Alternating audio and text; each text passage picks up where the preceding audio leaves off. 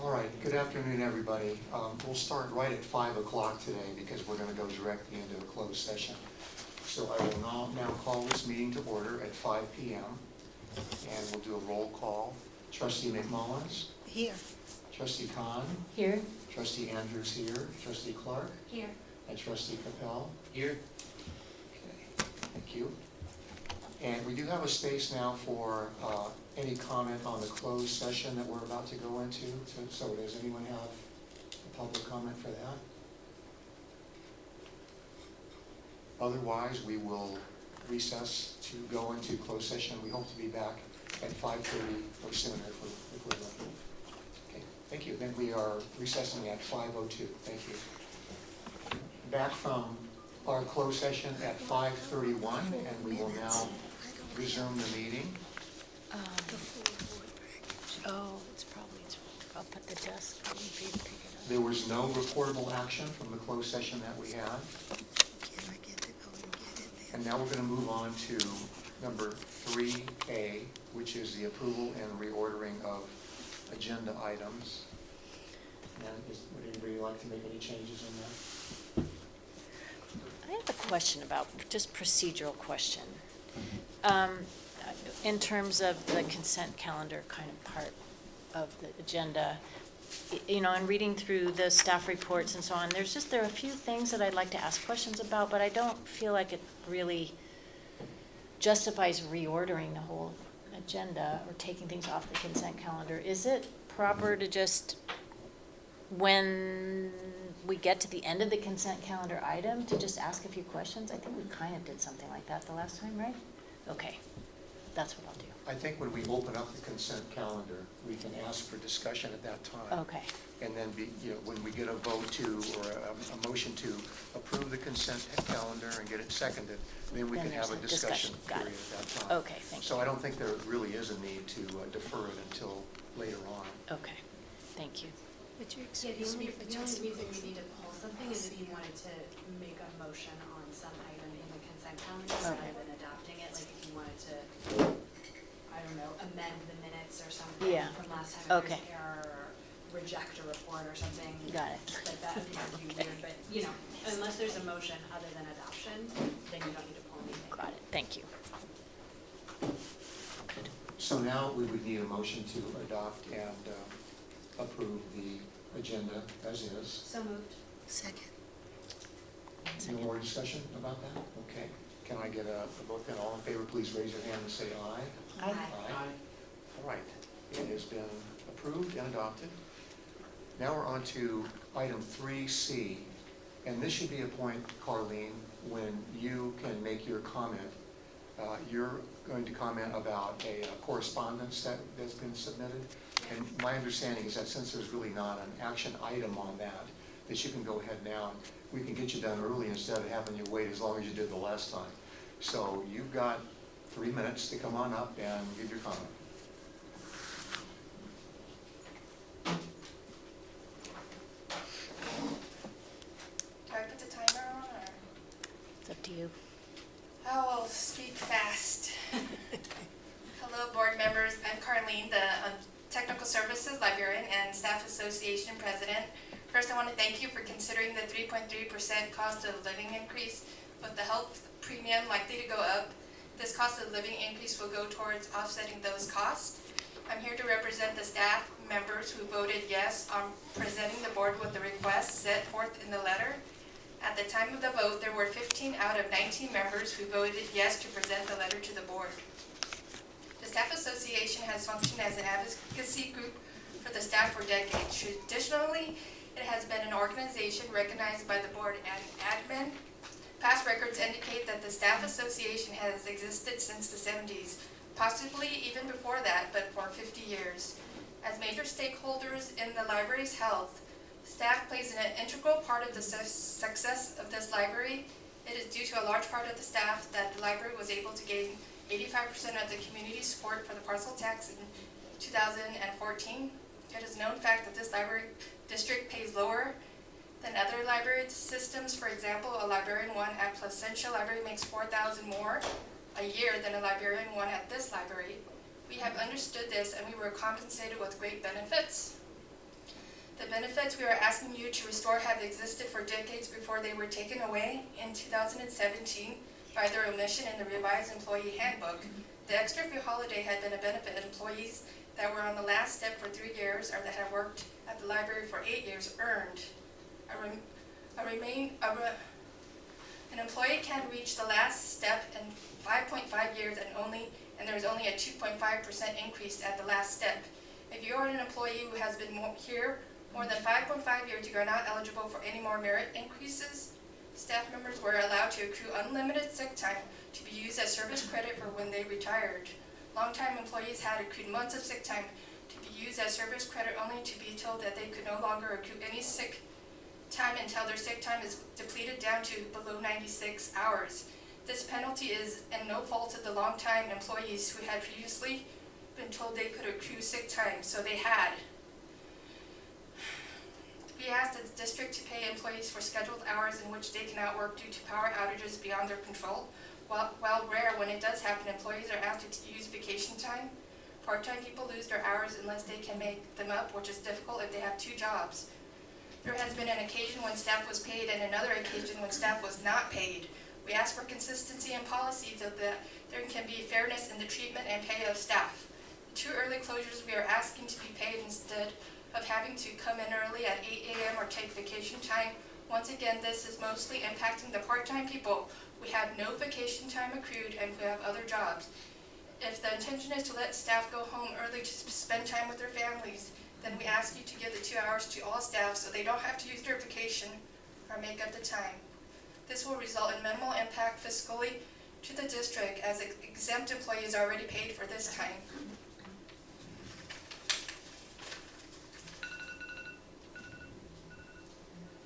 While the filming has been canceled, staff are willing to rearrange their schedules to accommodate the raising of funds for the library. In order to support the library, we have been flexible, loyal, and adaptable whenever needed. We hope that the board will support the reinstatement of lost benefits and the addition of in addition a couple of new benefits that will minimally impact the district fiscally. With your support, we can work toward making the district culture one that fosters staff morale and shows empathy for its employees. Thank you. Thank you, Carlene. We're allowed as a board to comment without opening up a dialogue about that, and we are aware of the correspondence you sent, and it was well presented in writing, so we appreciate that. These are things as a board that it's not on the agenda tonight, as you know, but we'll stay in contact with the director and talk about these things going forward. Okay? I want you to know that you've got from my point, you've got our full attention, and we'd like to hear always what the staff has to say. So thank you. I think it would be good to at least look into if there was indeed a handbook revision in 2017 that would have had to come to the board, right? So Should have. Okay, so I think it'd be, I'd like to at least see the record of what was actually approved if there was a discussion. If it was an actual omission, it seems pretty easy to address at least that part. Yeah, I think we'll get a chance as the evening goes on to add this to our agenda coming forward and take a closer look at this. All right, thanks again. The next item, and Granny, I want to make sure that your comment has to do with job descriptions and so on, right? We're going to hold your comment until that section, okay. The next item is the approval of the consent calendar. What we talked about just a few moments ago. It's for the group approval of minutes, statistical reports, and departmental monthly reports. So if I get a motion to approve these, in a second we'll have a brief time, or as long as we need, to discuss this before we vote. I'll move that. Second. Okay, great, it's been moved and seconded.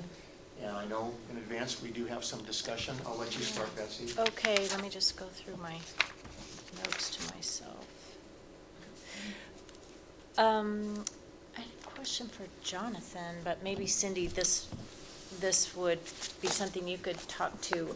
I had the chance to go to the staff meeting this month. That was my turn to go, and it was really so interesting to hear at that level kind of everything that's going on a day-to-day basis. And Jonathan talked about safety tours that had happened, I guess, that the staff had taken, and it just occurred to me, hearing about that, whether that could be a fruitful thing for us to do too. Definitely, we will get you scheduled. Okay, I would request that, and I would encourage other board or other trustees to take advantage of that. Just, I mean, I just feel like anything we can do to just get more familiar with the building and the issues of the building would be good time spent. No, that's an excellent idea. I think this is just a vocabulary question. In Katie's report, she talked about just the statistics of fielding questions at the information desk. 411 reference questions, 280 technical questions. Are technical questions just like circulation kind of questions? Is that what that means? It's Or is it- usually questions related to computer use. Okay, so pretty much anything that's not a reference question Right. We get a counts as lot, a. because we have the public computers, we get a lot of questions about how to use them and Okay. this software, that software. Okay. Lastly, I noticed later on in, I guess it's in the budget, a fairly large increase in the budget for literacy services. And I wondered, because I didn't really see where literacy services was reported on. Maybe I missed it. I wasn't sure if it would fall under adult services, if it would fall under the branch report. It's under the That branch. didn't make it into Got the it, packet okay. on Friday, but there should have been one at each spot. Got it, okay. So that's where to look for it, okay. And maybe later when we get to budget, or at some point, I would just love to know if that budget increase just means a change in programming that I've missed hearing about, or. Where are you reading the increase? Let's see. Sorry that I don't have that at my fingertips. Would help if I put my glasses on, hold on. I can give you a simple explanation of that now, unless you want to wait until we talk about the budget. Well, I can just tell you, it's on page 54, line 137. We can wait till we get to that, if it makes more sense to do. Okay, I think that's, oh, yeah, just, on page, I went through and numbered the pages, page 13, 14, 15, 16. I was just blown away in Christina's report about the idea that they're hearing in the children's department that kids are getting fined. I'm glad I'm not the only one that like. Oh my dropped gosh. Yeah. You know, what that tells me is that those are schools that don't have librarians. If there are librarians in those schools, that would not be happening, because, you know, what our children's services and teen services departments do for the patrons in this library is, you know, in a heart alignment with what a school librarian would be doing in a school library, which is everything they could to get kids to read. And like you, I mean, this line of graphic novel circulations would comport exactly, I'm sure, with the circulation statistics in my own. And to me, that's just a sad testament to what happens when there aren't school librarians, and a grateful moment to realize that kids that patronize this library that don't have school librarians are getting a completely different message. And I mean, I also read that with horror, and I didn't have a chance to follow up with Christina whether, I'm assuming it's not in our area that is happening, but I am curious. Yeah. I was just gonna comment on the same one. I mean, at the very least, commend the leadership of our staff for not even remotely tolerating discouraging kids from reading. Just seems to be that, such as things. That's why we have public libraries. Right. I'll join in on this discussion. And at first I thought Senator Joseph McCarthy suddenly became a school principal somewhere. But the second reasonable question to ask is there some vetting that needs to go on with the graphic novel collection to make sure that we're not getting images that are too violent or too, over the top for kids? And I don't know, I'm not a fan of graphic novels, but I do know they can get, kind of bloody sometimes, and I wondered about that. Well, and I think all our selectors are graphic novels that are not child appropriate, but still popular, would go into the adult collection. Yeah, that's a standard part of kind of collection development process for Okay. a trained librarian.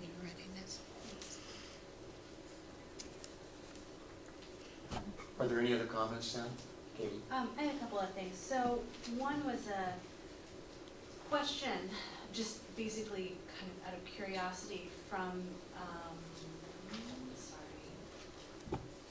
from Christina's report as well, and I also was blown away by that. And if it is something, by the way, if the trail of finding kids for reading books thing is something that is happening in our area, it would be good to know that, so we can, I don't know, protest. Have a chat. We'll have a little chat, strongly worded letter with illustrations. Graphic novel. Right, yeah, exactly. No, but it would be good to know in case there is some sort of public outreach or public education sort of function that we could serve as an institution. But my question, and maybe Stella, you can answer this, or Cindy, I wanted just to know more about the early childhood neighborhood hub grant that Pasadena Library had, and like what that was all about, what that involved, kind of what the deal is basically. So, I can go and answer that. So we're still in talks.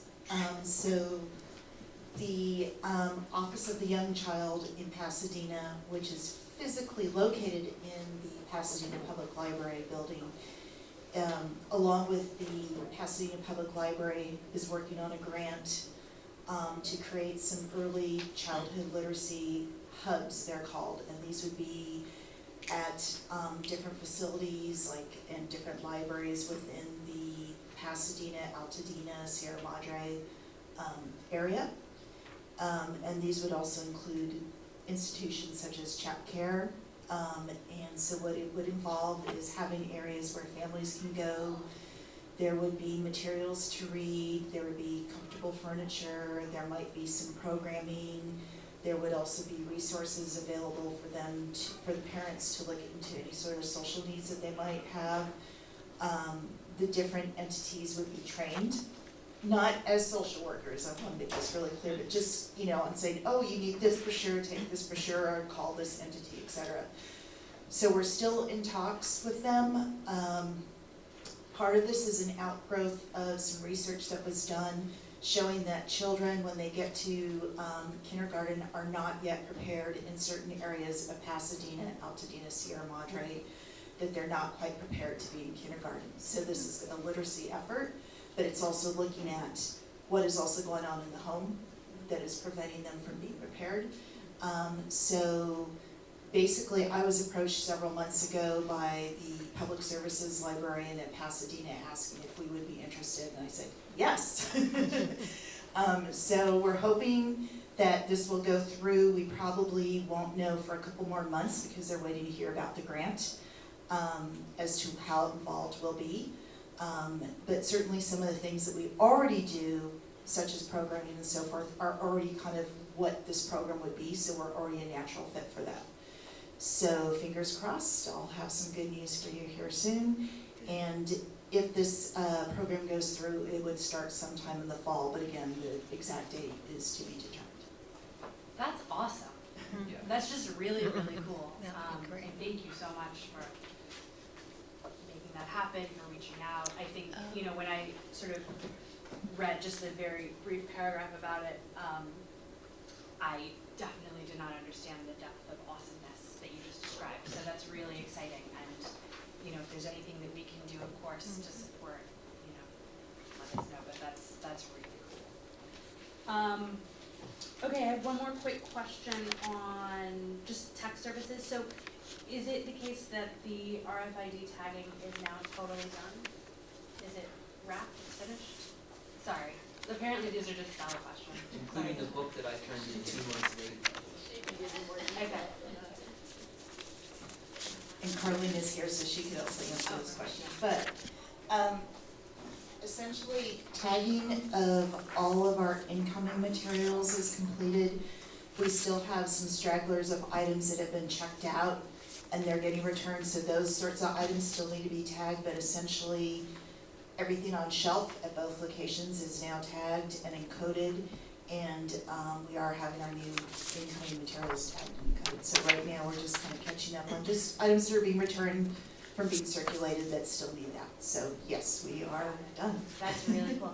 I remember when I have kind of a follow-up there. So I remember when we talked about the RPD program initially, there was some discussion that and I hope I'm remembering this correctly, that once everything was tagged, we'd be able to do, for the first time, a complete inventory.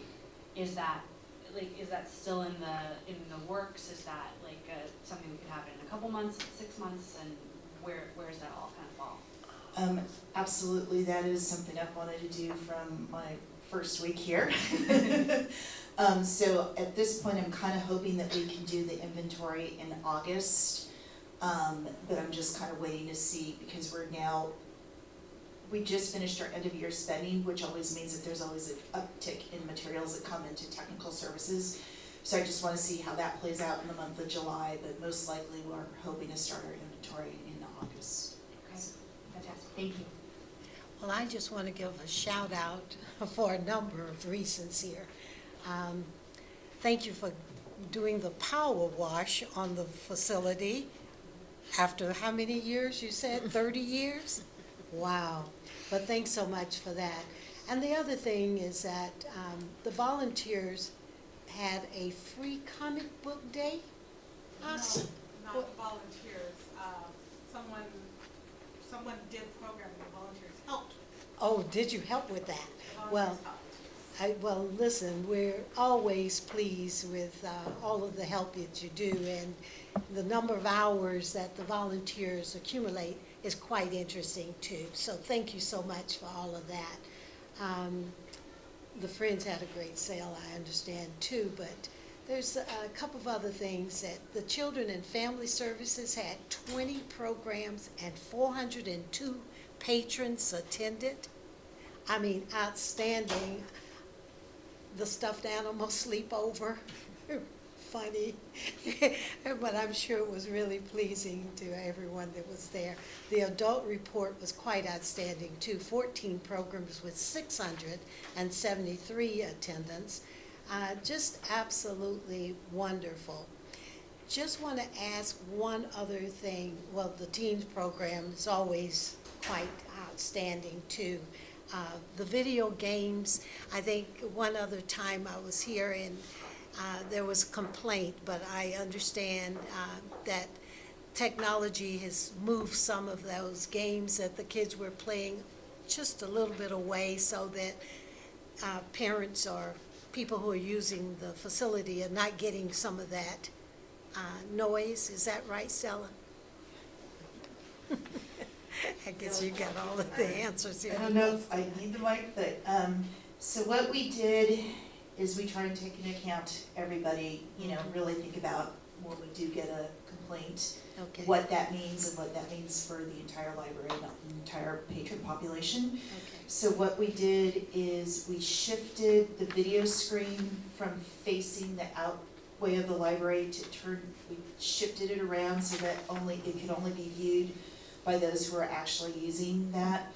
But another thing we've been really looking at for months now is the whole issue of video gaming in the library. Yes, it draws in teens, we want them in here, but then there are some repercussions to that, including noise, and then also some teens who come in to do their homework, and you try and weigh each situation.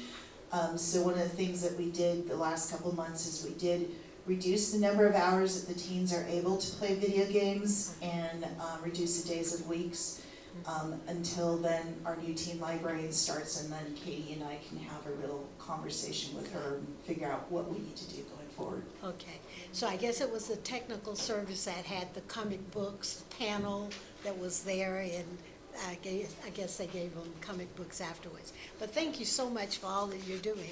I mean, it's tremendous, the work that you're doing here at Altadena Library. Thank you. I'm done. Okay, I've got just a couple of comments, and we're getting back to Uni here about volunteers. I personally did not know that I needed to log my my trustee hours is, I've been very bad at that. I was told that it's very important for us to do that, and those of you that probably are, but maybe not, because when we go to apply for grant money, the community involvement that's demonstrated in the volunteer hours is reflected in that, and that's an important point. So, lesson learned. I am. You're encroaching on my material. So that was a good thing to know for me personally. And then the other shout out I wanted to give was for the art thing. They had the studio deal with it, where your expectations for attendance was just blown away. So that was great. I appreciate hearing things about that. And it's nice to know that we've got such a vibrant art scene up here. All right. Anything from you, Jason? No? Okay, good. Well, the motion is still open to approve the consent calendar, and now it's time for a vote. All in favor, please raise your hand and say aye. Aye. Aye, and that motion now carries. Now we're on to the reports from support groups, and I see Joy here. Although Altadena Library Foundation is scheduled to go first, is there anyone here from the foundation that will speak tonight? I think Richard is out of town. Okay. And then we get Friends, which I assume might be you. Okay, so come on up.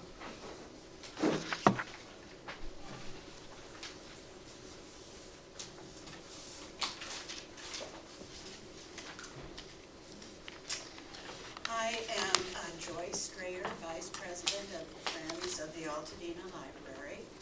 Our new president, Claire Newman, is in England right now, but she will be back for the meeting next month. First, I'd like to thank the Board of Trustees and the Library Administration for the certificate commemorating the Friends' 60th anniversary. We plan to put the certificate on display in the bookstore. This is a rather important milestone for the Friends, and discussions are currently underway for an appropriate event to celebrate our 60th year. That will probably occur in October, and further information will be available in a few weeks. The Friends had their annual meeting earlier this month and elected officers for the next year. All of last year's officers remain in the same positions, except that Claire Newman will be the president. We would like to give a huge thank you to Mark Mariscal for being our hardworking leader for the past 2 years, and Mark will remain a member of the board. The annual meeting was an enjoyable evening with food and entertainment.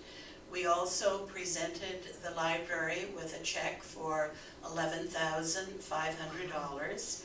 And thank you to the board members who attended the event. We've had a good year financially this year, ending up with about $10,000 more than we had at the same time last year.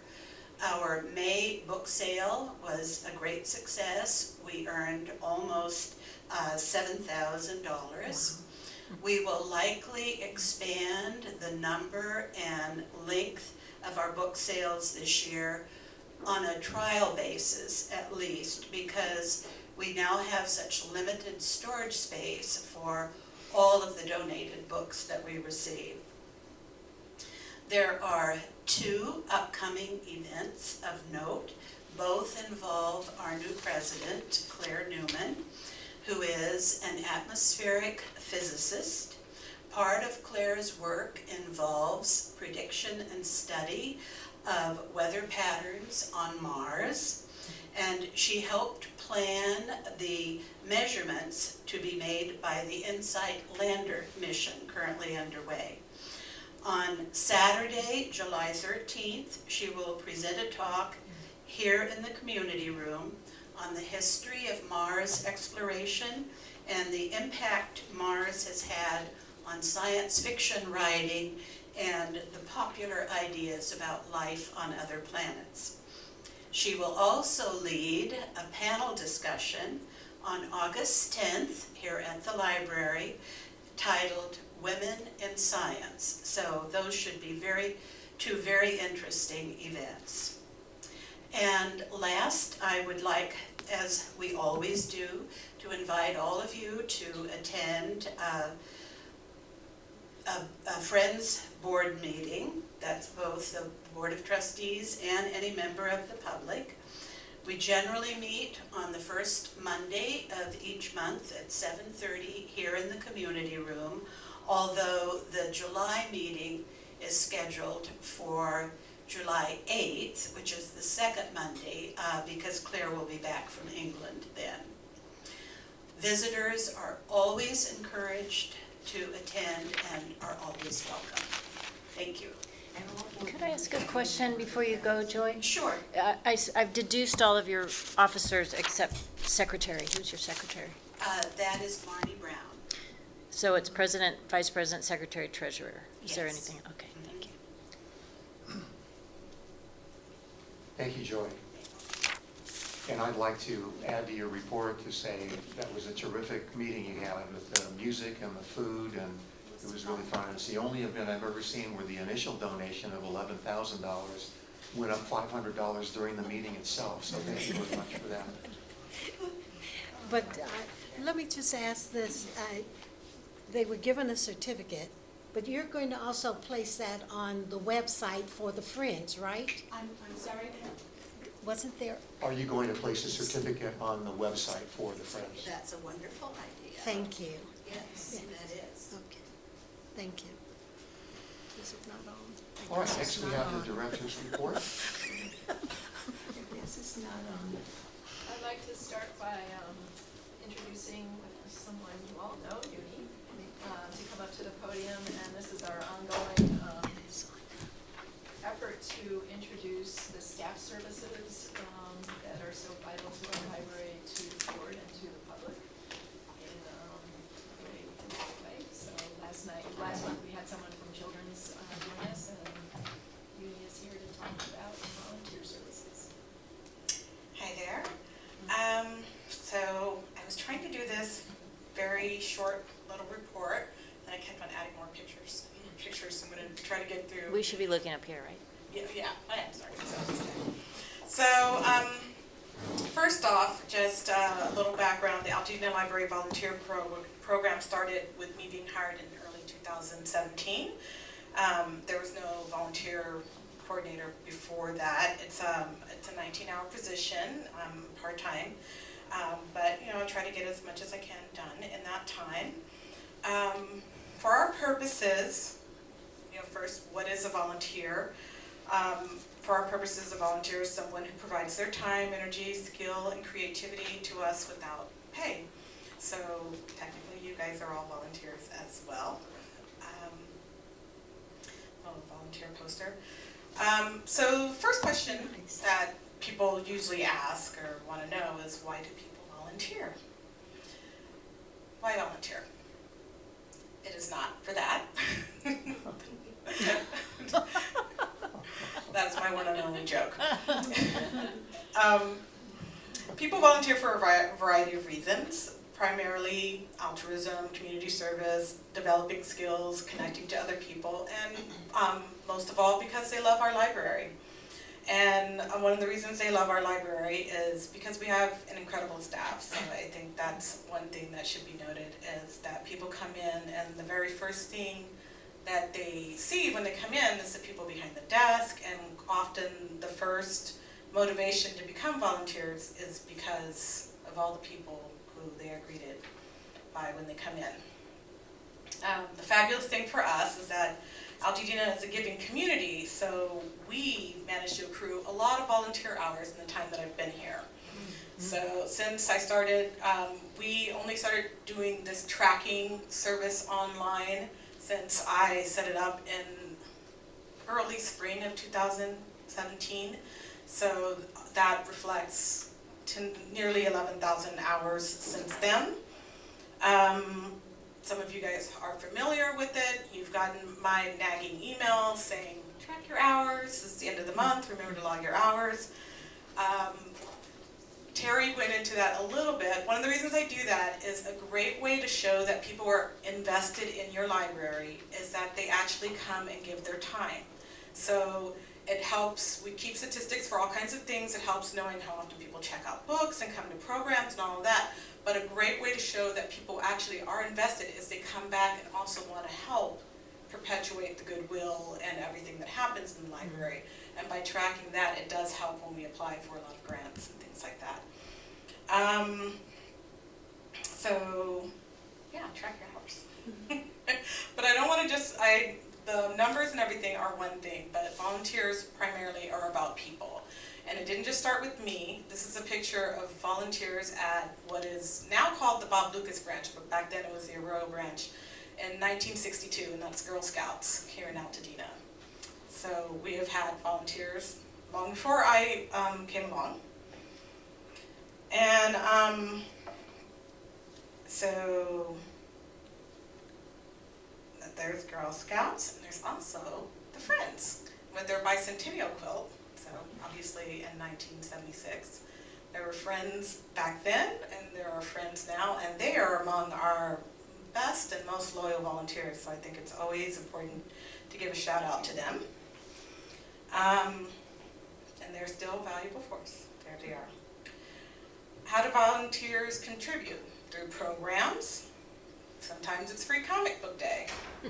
Sometimes it's by actually doing the program themselves. With this one, Jeffrey Stewart was speaking about his book, his Alan Locke book. The Friends, again, contributed by buying books that were then distributed to the public, and that was a tremendous gift from the Friends. So again, they're always some of our best volunteers. Through other programs, there's the costume swap, a community event. Lots of young volunteers contribute that. Volunteers contribute with skills. Things like running chess club is a program that is run basically with our volunteers who are interested. Same thing with stargazing night. I really wouldn't be able to do it without those guys who are experts. I am not an expert on the stars, but I have those guys. Sometimes they just contribute by clearing the floor so that we can have a great program, because someone needs to help us move things around and decorate. Or stuffed animal night. The stuffed animal sleepover happened with a lot of volunteers writing letters to those little kids and hiding stuffed animals around the library and taking pictures of them. The Homework Helpers is a new program that was started with volunteers this year, and that has been a great success. It's been primarily teenagers from all schools all around the school district, public and private, helping kids for 8th grade and under get their homework done. They're not tutors. You have to come in with homework, not just expect random tutoring, because they're not qualified for that. But they do a lot of work.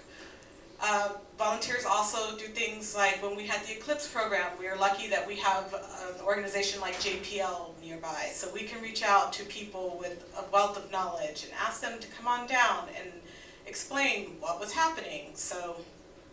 And we also sometimes reach out to organizations like the Pasadena Conservatory of Music, and they have their music mobiles, so they came on over, brought instruments, people were able to engage. So, and then we have other organizations that we partner with, like Repair Cafe, to put on big event programs. So, and then again, there's book sales. That's one thing that the Friends do really well. And they also rely on a lot of these young community volunteers coming in. And during this last book sale, I believe those community volunteers accrued about, I want to say, just 300 hours alone, and preparing and helping with all of that. Also, if you look around outside, if any of you guys are familiar with what it used to look like out there, this is what it looked like before a lot of volunteers started showing up and helping to clean up. That was one of the first cleanup days we did. And this is a corporate group, CIT, that has been with us. This is the 3rd year that they've come back, and they have planted that little area. When you drive in, you'll see all those, they put that in there. We have groups like the Altadena Town and Country Club come out, Girl Scouts, and they have planted pumpkins and create, and again, it's an ongoing relationship that we really value. Special events, Will Wheaton was one of the greatest programs we had thanks to our teen librarian, and volunteers were super jazzed to be a part of that. So they are here for movie nights and truck day and helping kids get registered for summer reading when we had our 50th anniversary event, and sometimes even during really rainy, soggy days, our volunteers are still out there pushing through. And one of the most fun events is Taste of Dina, which even other members of the community show up to be a part of. And then special projects. We're right now getting ready to include telescopes in the Library of Things soon. The first telescope has been completed and is ready to go as soon as the other part of that is done. But the volunteer has retrofitted that telescope for public use. So now if someone checks it out, they're not as likely to break it. And then you can bring it back in, and then there'll be an ongoing volunteer repair crew that will keep checking up on the telescopes every time they're brought back in so that we know that they are fit for public use when they're checked out. And then there's daily activities. Again, the things that happen in the library, the special events, all of those are fun, they're fabulous. But the daily stuff that happens in the library is what really keeps the library going. So when volunteers can help with that, that's probably the quieter activities, but the more valuable activities that support the library. So the board are volunteers, foundation, friends, corporate groups, country club groups, educational groups like the Waldorf kids who helped plant our poppy fields, and individuals. But our best volunteer of all, that I have to always give a shout out to, is Kathy. She's always there in those books. Any questions? So Terry, since you, what hours exactly of what we do as a board should we be logging? In my head, I'm thinking just if I volunteer for other programs. Coming to You meetings, are I mean, not paid, so you should be logging anything that you do. Yeah, I would say your prep time for looking at the Yeah. packet, the meeting itself, anything else that you're doing to come and go from the library. Committee work. Okay, Committee that's work, not dating to do. Oh, my goodness. And when you think about it, there's a lot we could put down, and that would help with the count. I confess to you on my way in the door that I feel really, really guilty that I Me too. hadn't been doing this all this time, and knowing that she was going to be presenting here tonight, I went on the website. It's not very hard. And by the way, everybody, I added, she had all those categories of all the different ways you can volunteer. There really wasn't a trustee activity. No, there definitely, One, there is, but but I- it might be alphabetically in a different place. Oh, okay. Well, I added one that Yes. I put my hours under, and and I kept thinking, how, this is gonna be so hard, how can I, it's like really not very hard. I have a notebook, I put date, time, how many hours, what I did. Yeah. I'm just gonna do that every couple days. It's really not hard. Yeah. Yeah, committee time, Yeah, that's a really good point. I'll send an email to everybody on the committee and remind them to do it. I hadn't logged the thing. I see haven't those logged the emails thing and either. I just, For the last, not a good thing. for the last 3 years, I haven't logged in anything. We'll get on it. Sorry. Well, I'll send more reminders. I need to get out of this. Uni, I have a question regarding when you might get overloaded, because I was here to help set up with a book fair, and I noticed that a lot of kids from St. Francis were coming over. So all these high schoolers are trying to get their volunteer hours at the last minute, and when my kids were in high school, it was the same thing. Yeah. So to what extent, I mean, do you get too many people at events like that sometimes? Never? Well, I mean, you say never, but that's not necessarily true. There will be a cutoff point where I'll say, it's the last minute and I have made room for this many people. I do schedule them and I stagger them because there's only so many people that can turn around in the storeroom. We know this. But not usually. I'll usually find a way to use them. The one thing with teenagers, and one thing I didn't talk about, is that with the teenagers, a lot of times I write college reference letters. And it's actually one of my favorite and also most stressful thing that I do because it's someone's future. But it's also someone's future, so it's one of the favorite things that I do.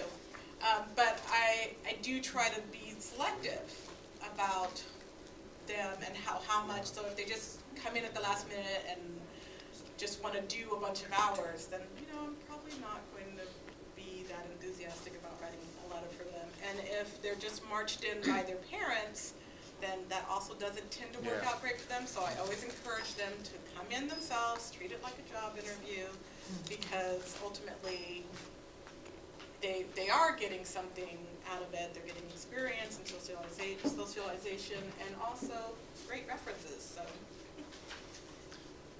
else? Great. Thank you. Okay, thank you very much. Uni. Cindy, are you still on with the general library operation? Yeah, I just have a couple of updates. You have in the packet a report, I won't go over everything, but I do want to mention that we did engage an art conservator to take a look at the George C. Simon's painting. And she was here last Friday. She spent about 2 hours with us, going through every inch of that painting. And for those of you who may not remember that are listening, the painting that hangs now in the Friends, well, it's off the wall now, but it normally hangs in the Friends bookstore area. So she spent about 2 hours taking a look at it. She has promised a report on that. The next step then would to probably be to get a valuation of it. It was last valued at $95,000. But she does not do valuations, and then we can decide how we want to proceed. Okay, great. And just a couple of staff announcements. We have a new teen librarian coming in. Isabel Briggs is due to start July 1st. She's a recent UCLA graduate and worked on a paraprofessional basis on the East Coast. Christina McTeague, her last day was actually today. She's our children's librarian too. Amanda Toledo will be in an acting position until we're able to find someone else. We are in the recruitment process.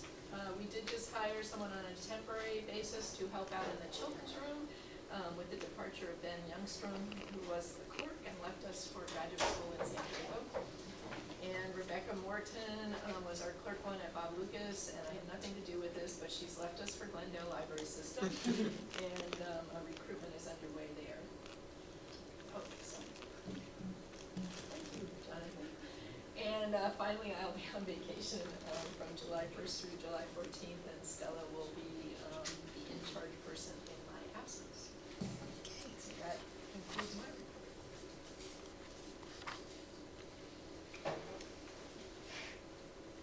All right, next we've got financial reports.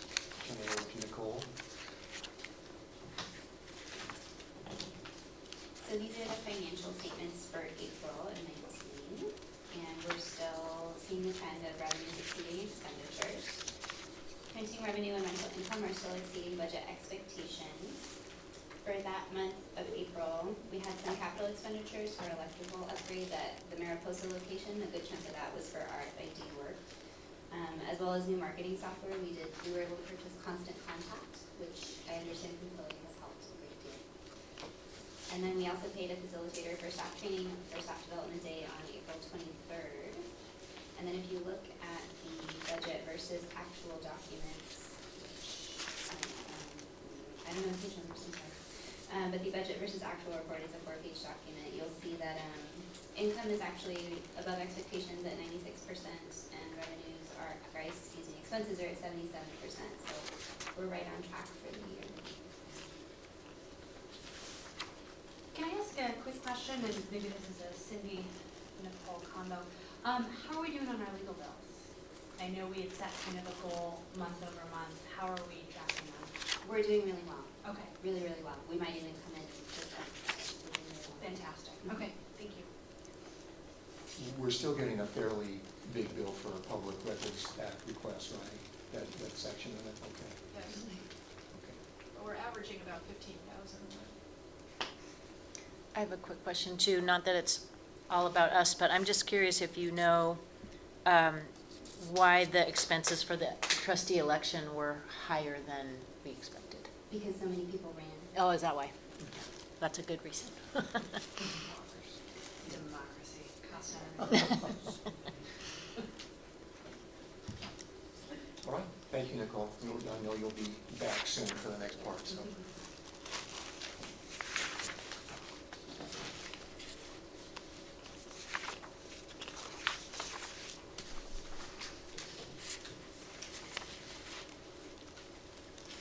Next is me with the Budget Committee, and I really don't have anything to report. We're going to take a look at the final recommended budget tonight. I'm sure there'll be lots of questions, but there was no meeting, so there was really no activity to report on. And the next is the Facilities Committee. Turn over to Jason. For the first time, I actually got myself together and typed up a report for the board packet. But I think the main thing to highlight is we posted last week a walkthrough for all of the firms that are interested in responding to the RFP for our design work with the focus on getting us up to ADA compliance. I think the participation in that walkthrough blew us all away. I think we'd only had, like, up to the day before, 2 firms respond, and we ended up having 16 firms represented. So that was tremendous. From Cindy's feedback, that includes some pretty significant firms from the LA area that probably normally wouldn't be interested if it wasn't for this amazing building that we're sitting in. And I also want to thank Jonathan, who dug through, I don't know what, but came up with the original blueprints for the building and had them out on a display for all of these architects to drool over. So that was great. And then the last thing I want to highlight too is the fact that, there was like 25 of us or so, around the Bob Lucas branch when it was not supposed to be open, and so we had several community members stop by to make sure that we weren't planning anything nefarious for their branch library. So, but I think that was good because it showed the community commitment to folks who are going to be helping us with this design work. So I got some updates in there as far as the timelines, but we expect in the July meeting we'll be able to, the committee will be able to share at least an initial overview of the responses that we've gotten. So, I don't know if Cindy or Terry have anything to add. Just my delight in walking into what I thought might be an empty room and seeing, all the donuts being eaten, so that was really good to see. All right, let's hear it now from the Executive Search Committee. Betsy? Okay, so I got an update from Paul Kimura last week, and that's our representative of Avery and Associates, our search firm, and he provided this written update that's in your packet. There's one update as far as the number of applications. As of the 17th, he reported there were 5 applications. I spoke to him on Thursday of last week, and at that point there were 10. He's quite confident that we'll have a good pool of people to consider. So the brochure that we talked about last time that had been in draft form is now up and out and being circulated. He's using his own sort of network contacts to put the word out, and both, personally with people that he knows, but also the various web postings that he has access to. The close date for the position is July 8th. And just to remind you, I kind of went over the sort of time frame last time, but basically the rest of July and into the beginning of August will be his time to sort of vet the various people that have applied. The one piece that I wanted to bring forward to you for discussion and any suggestions that you might want to offer, last time we talked about the idea of 2 forms of ways to collect feedback from the community and anyone who's interested about kind of what they're looking for in a director, and and Katie and I are gonna move forward with the idea that we talked about last time of trying to fold that into what the strategic planning committee is doing already. So I went back to Paul and talked about the idea of an online survey, which we discussed here as well. He provided me with a template of a survey for a different type of position. It was a city manager position for the city of Lafayette that they had done a recruitment for, and I took that survey and adapted it for our position, and I have a draft of that in the packet.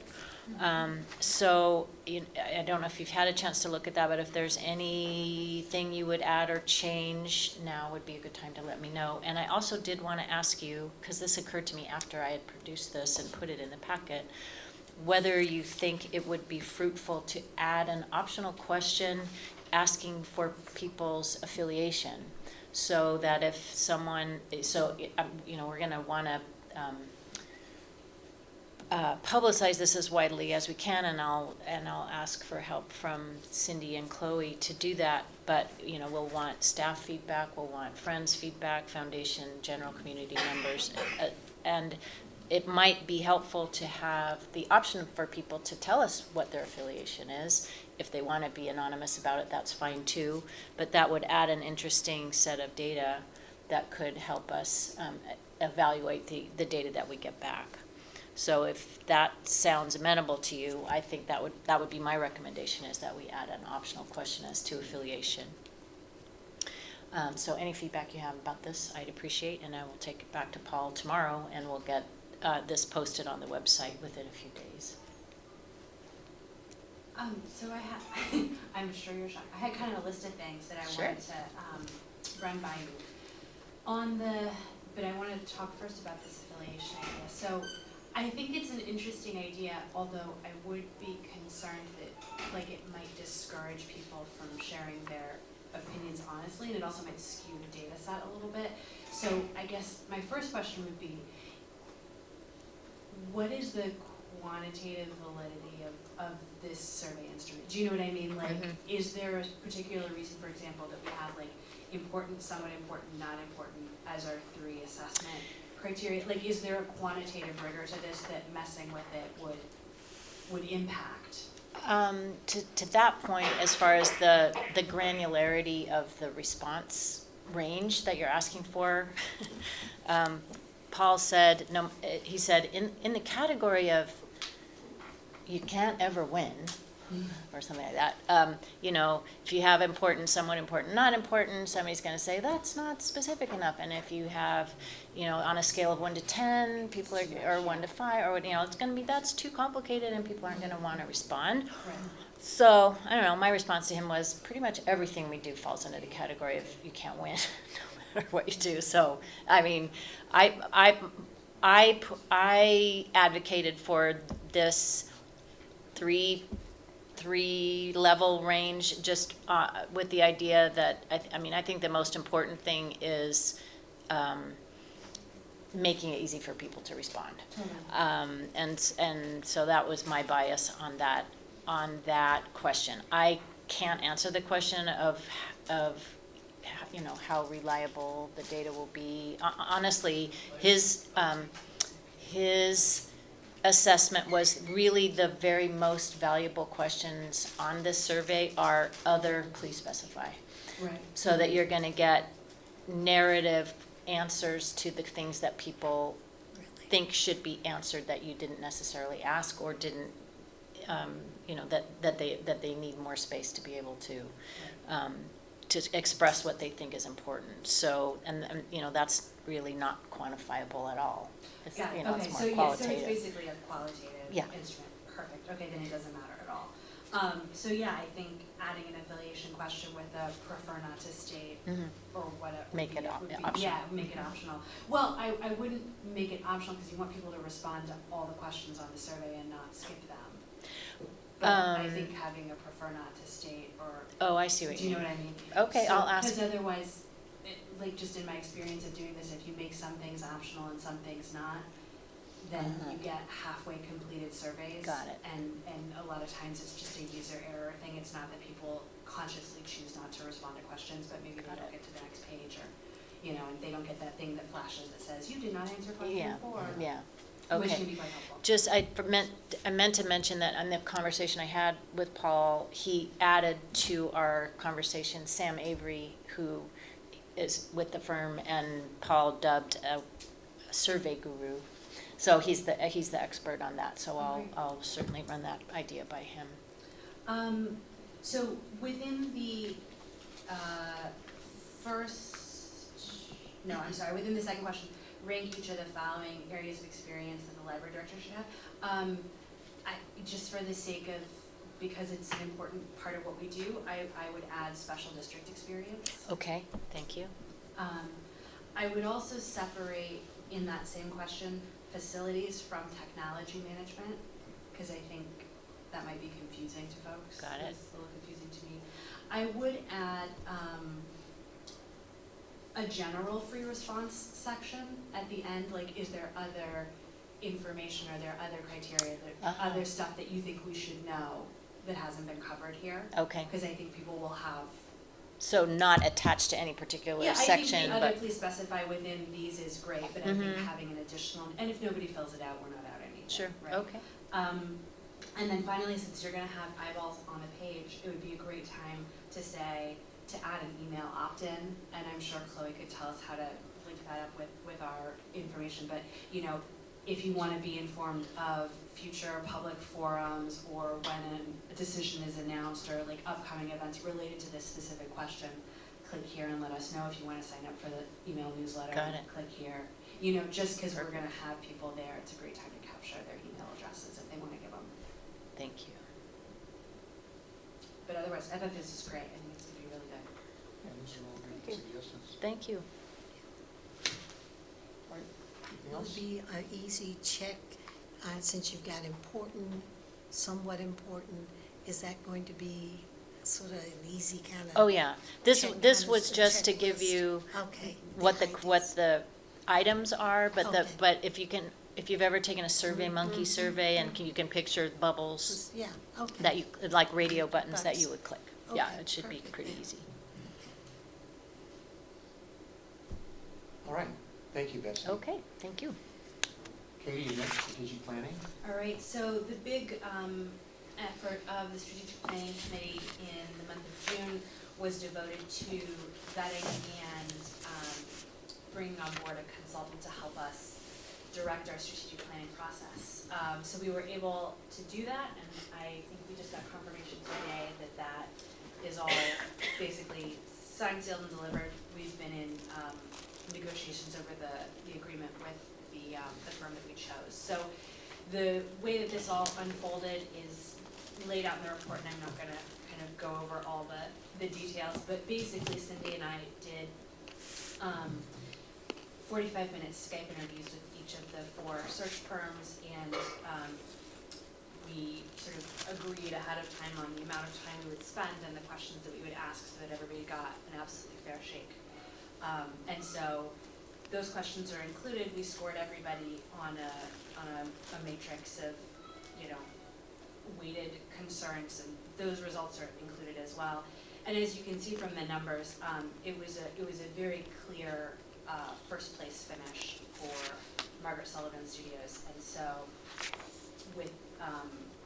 with that being the case, we went ahead and offered the contract to them and were able to negotiate an agreement. So that being wrapped up today, the goal is to start work as soon as we possibly can. And so I'm sure that either Cindy or myself or both of us or some configuration will have more coming your way, because one of the first things on the list is to do interviews with trustees, similarly to what happened, you know, with our search process, as well as with the strategic planning committee and some other stakeholders. So as soon as we have more information on that, we'll let you know, bearing in mind that I know a lot of people are on vacation in July and there are holidays, so we're gonna try to move it as quickly as possible.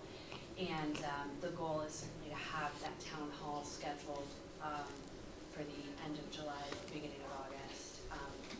We want to make sure we have enough time to publicize it properly and let everybody know about it to ensure that we get the best possible participation. But our next stage with Margaret Sullivan is to sit down and nail out exactly what that timeline looks like. And so as soon as we have more information on that, like I said, we'll BCC that out so everybody knows what's going on.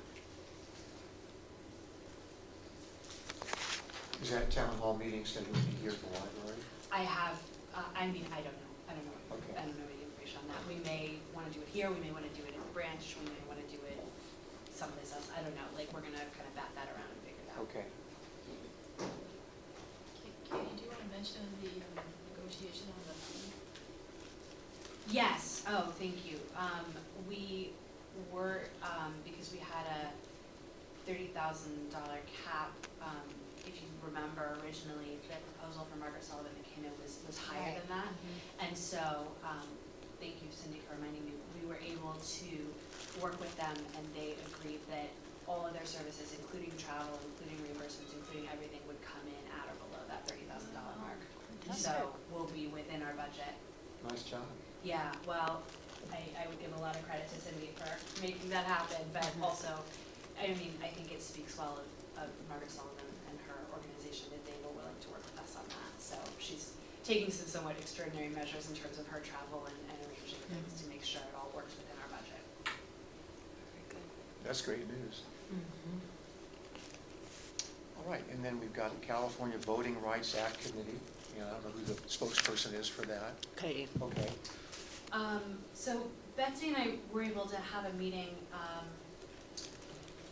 several weeks ago and kind of tossed around some of the big ideas surrounding this whole question of transitioning from at-large elections to by-district elections.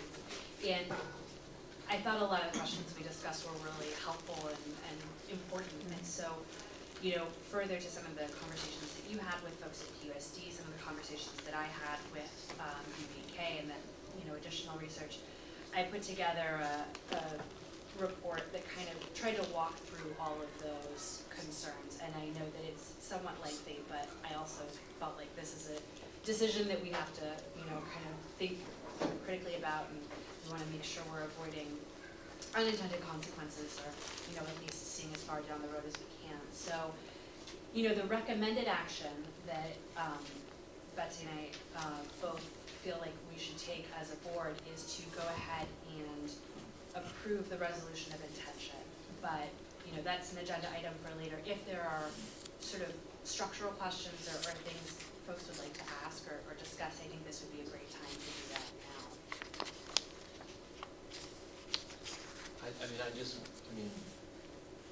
there's a lot of work that went into doing this. I just want to thank the committee and Katie, who puts in a lot of work with all of these reports to help educate us. I just think it's the right thing to do, so I'm glad we're being proactive.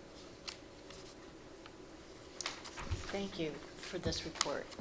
I mean, I feel like you took our conversation and gave it the weight that it really needs for us to be able to feel confident about, you know, how we got to this place and, you know, what the real reasons are for, you know, for why to go down this road. I mean, our conversation, you know, started out pretty philosophically, kind of like, you know, what is democracy?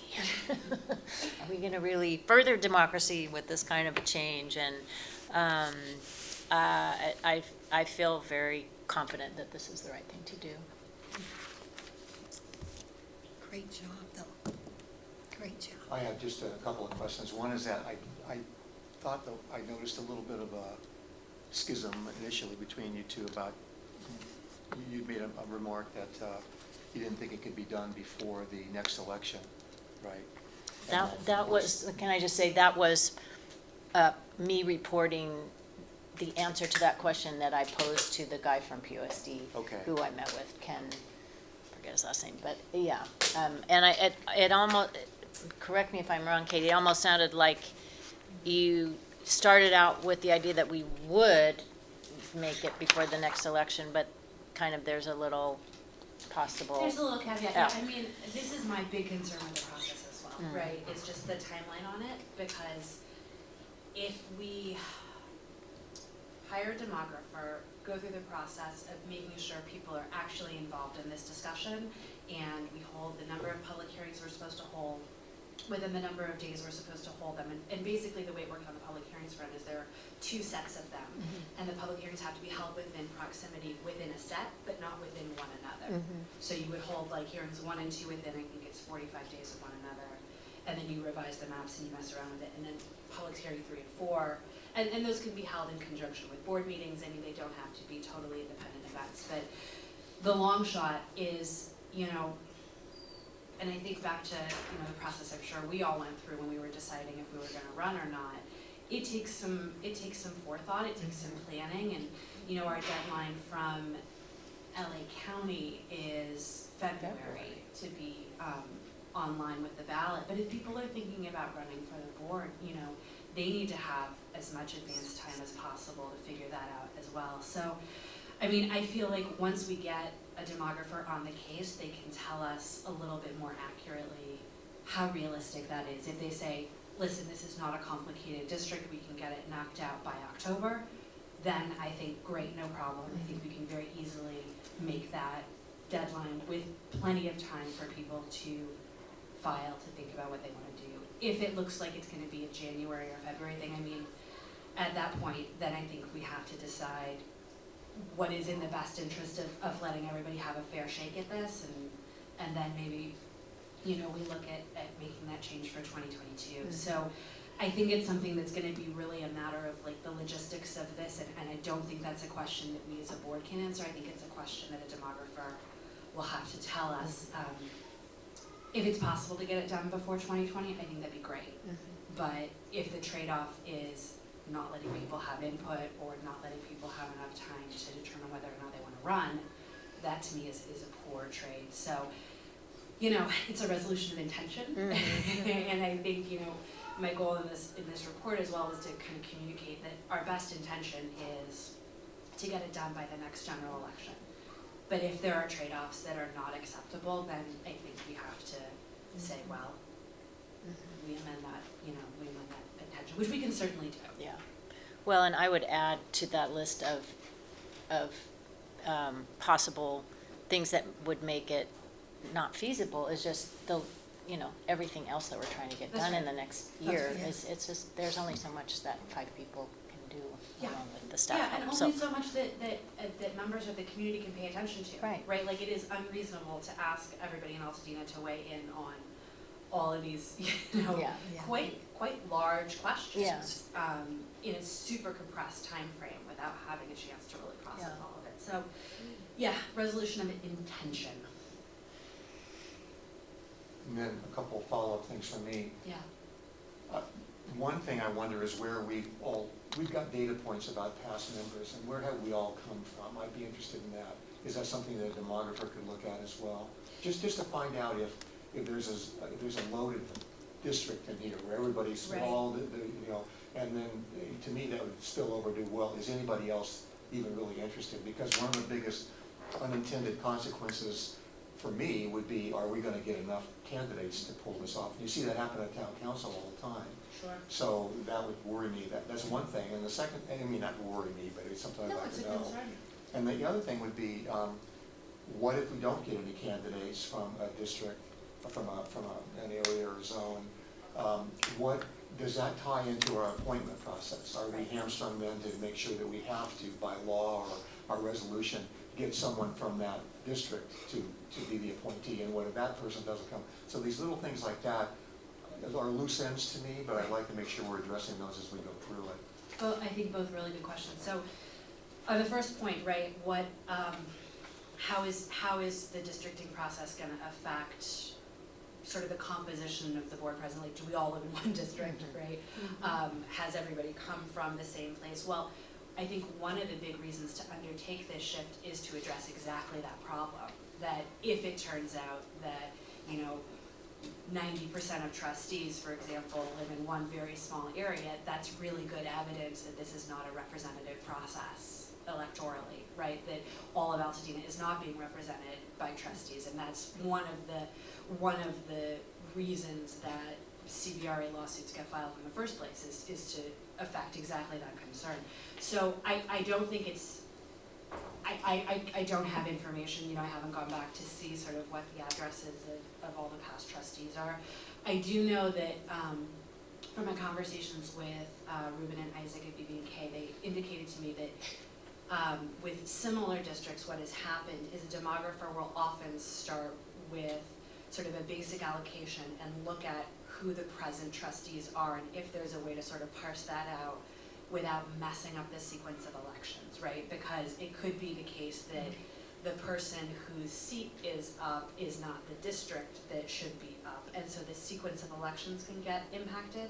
So the goal is to not impact the sequence of elections if possible, but the overriding concern is always having fair and equitable districts that are, have equal population, that are fairly drawn, that respect sort of geography and topography and communities of interest, and that are like gerrymandered or, unfairly distributed.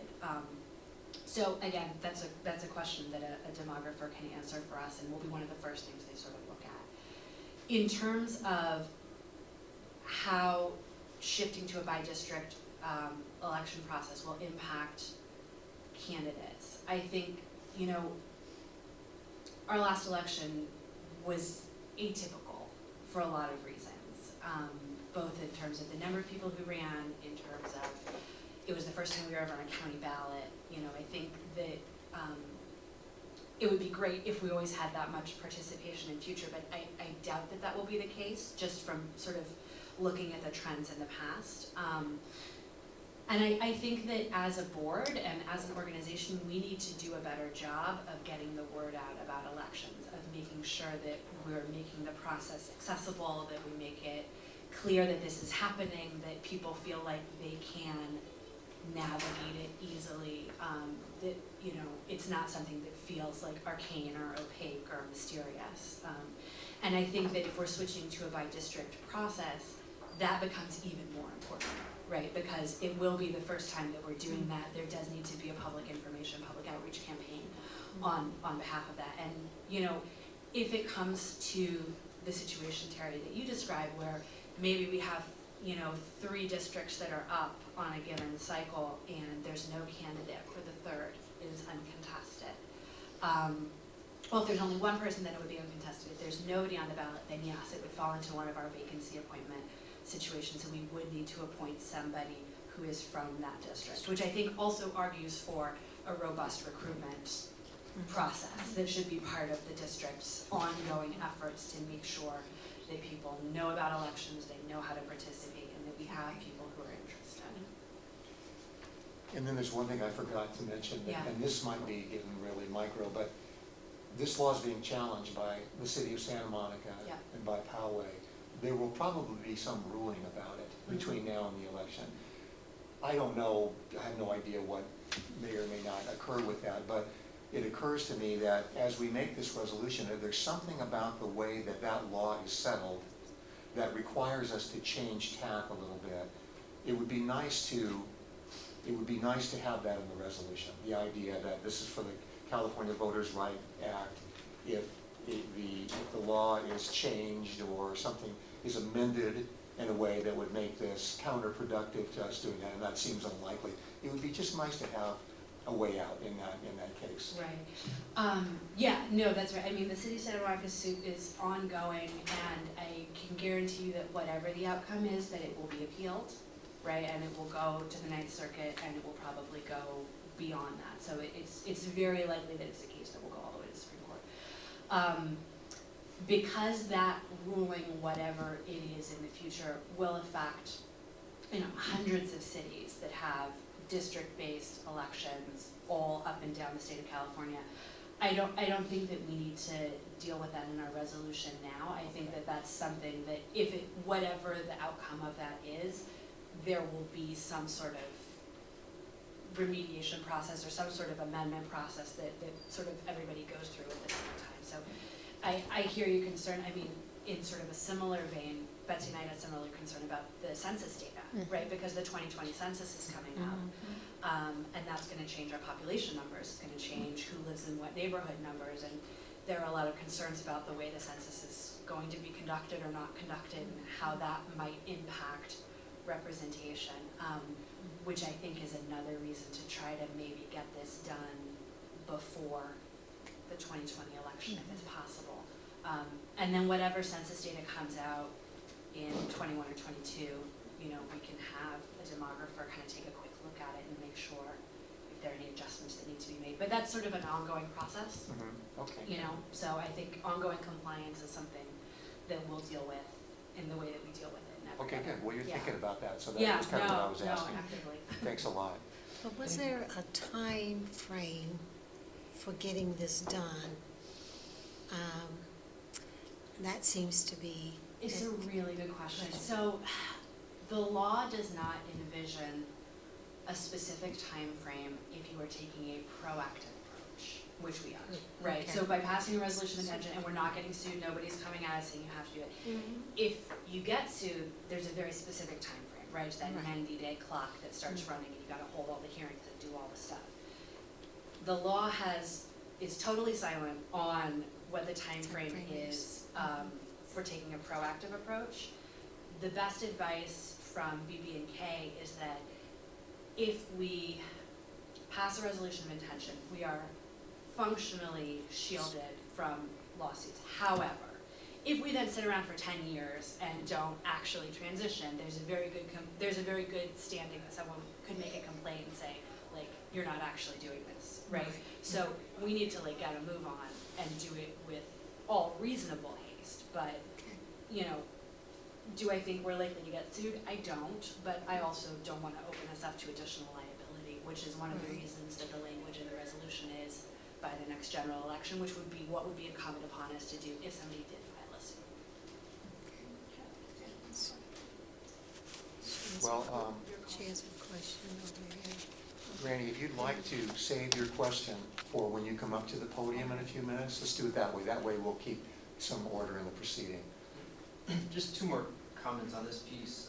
I think regardless of however this works out, I agree with Katie and some of the other comments. You know, the critical piece is making sure the community's more aware of the board and so that more people are interested in running. From my personal experience, at this being the first time I've run for office, there's two significant hurdles that we should think about how we can help people overcome. One is, you know, dealing with the LA County Registrar and all of the reporting stuff that you have to deal with the state afterward is definitely not easy. You get different information from every single person you talk to, whether it's the county or state level. And I know there's organizations out there advocating to get people to run for the first time. Maybe we could think about the library hosting some, panels, seminars, whatnot, right, for people interested in running. The other thing, this might seem a little crazy for such a small district, but public financing of elections. I know, I was helped tremendously by the fact that my employer, that's a labor union, endorsed me, and that came with a bunch of essentially free stuff on my end. But even with that, I ended up spending way more money than I thought it would cost when I first decided to run. And that's, I'm lucky I could afford to do that, but I could see that being an incredible hurdle for people who may otherwise be interested in running. I mean, just the cost of purchasing voter lists, right? I mean, it was $1,200 just to put, your candidate statement on the ballots. I mean, it's crazy, right? So it's just a couple things, like, I think after we do this, like, I think that's kind of the next phase, just to be thinking about.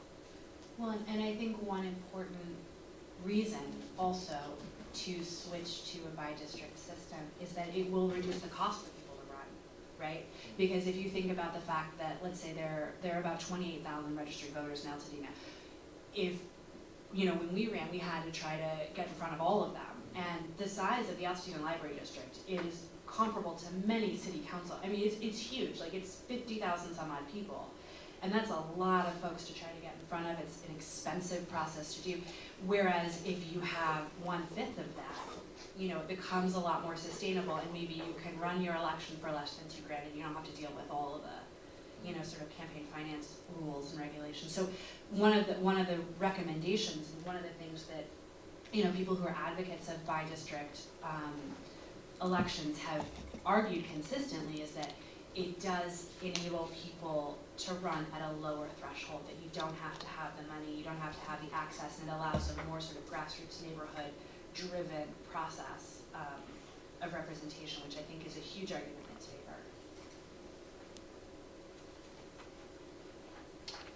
Well, you really thought it out. I'm impressed, and we're going to tackle the resolution a little later in the program, right? Okay.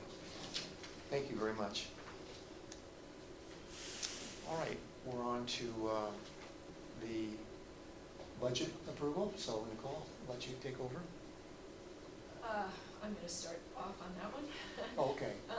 So what you have before you is a lot of hard work on behalf of Nicole and Ian and myself to bring you a balanced budget. Your revenues equal your expenditures for the fiscal year 19-20. So we are delighted to be able to report that to you.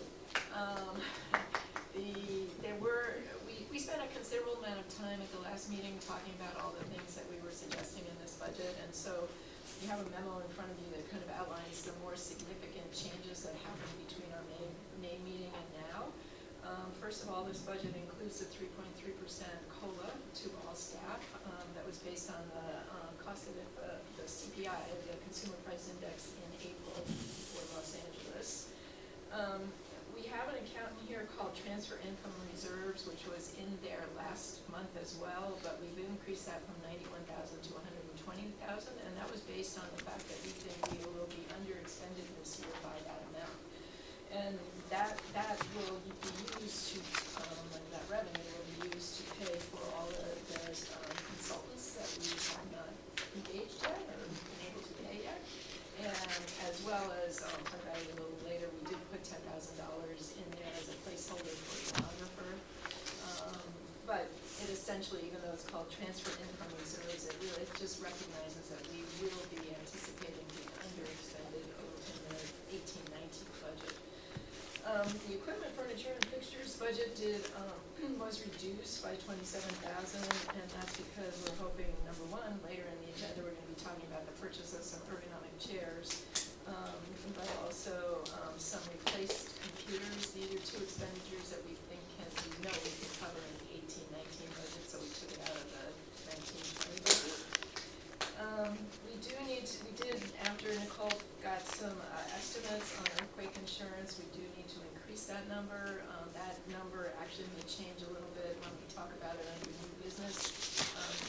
Nicole has gotten even better numbers from different brokers, so, but that's, it may change a little bit, but it is in there.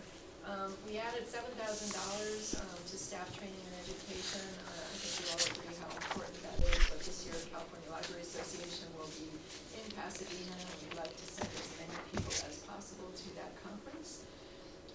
And then this budget also assumes some staffing changes that are operational. They don't require your approval, but I think it's good for you to know what those changes are. So I would like to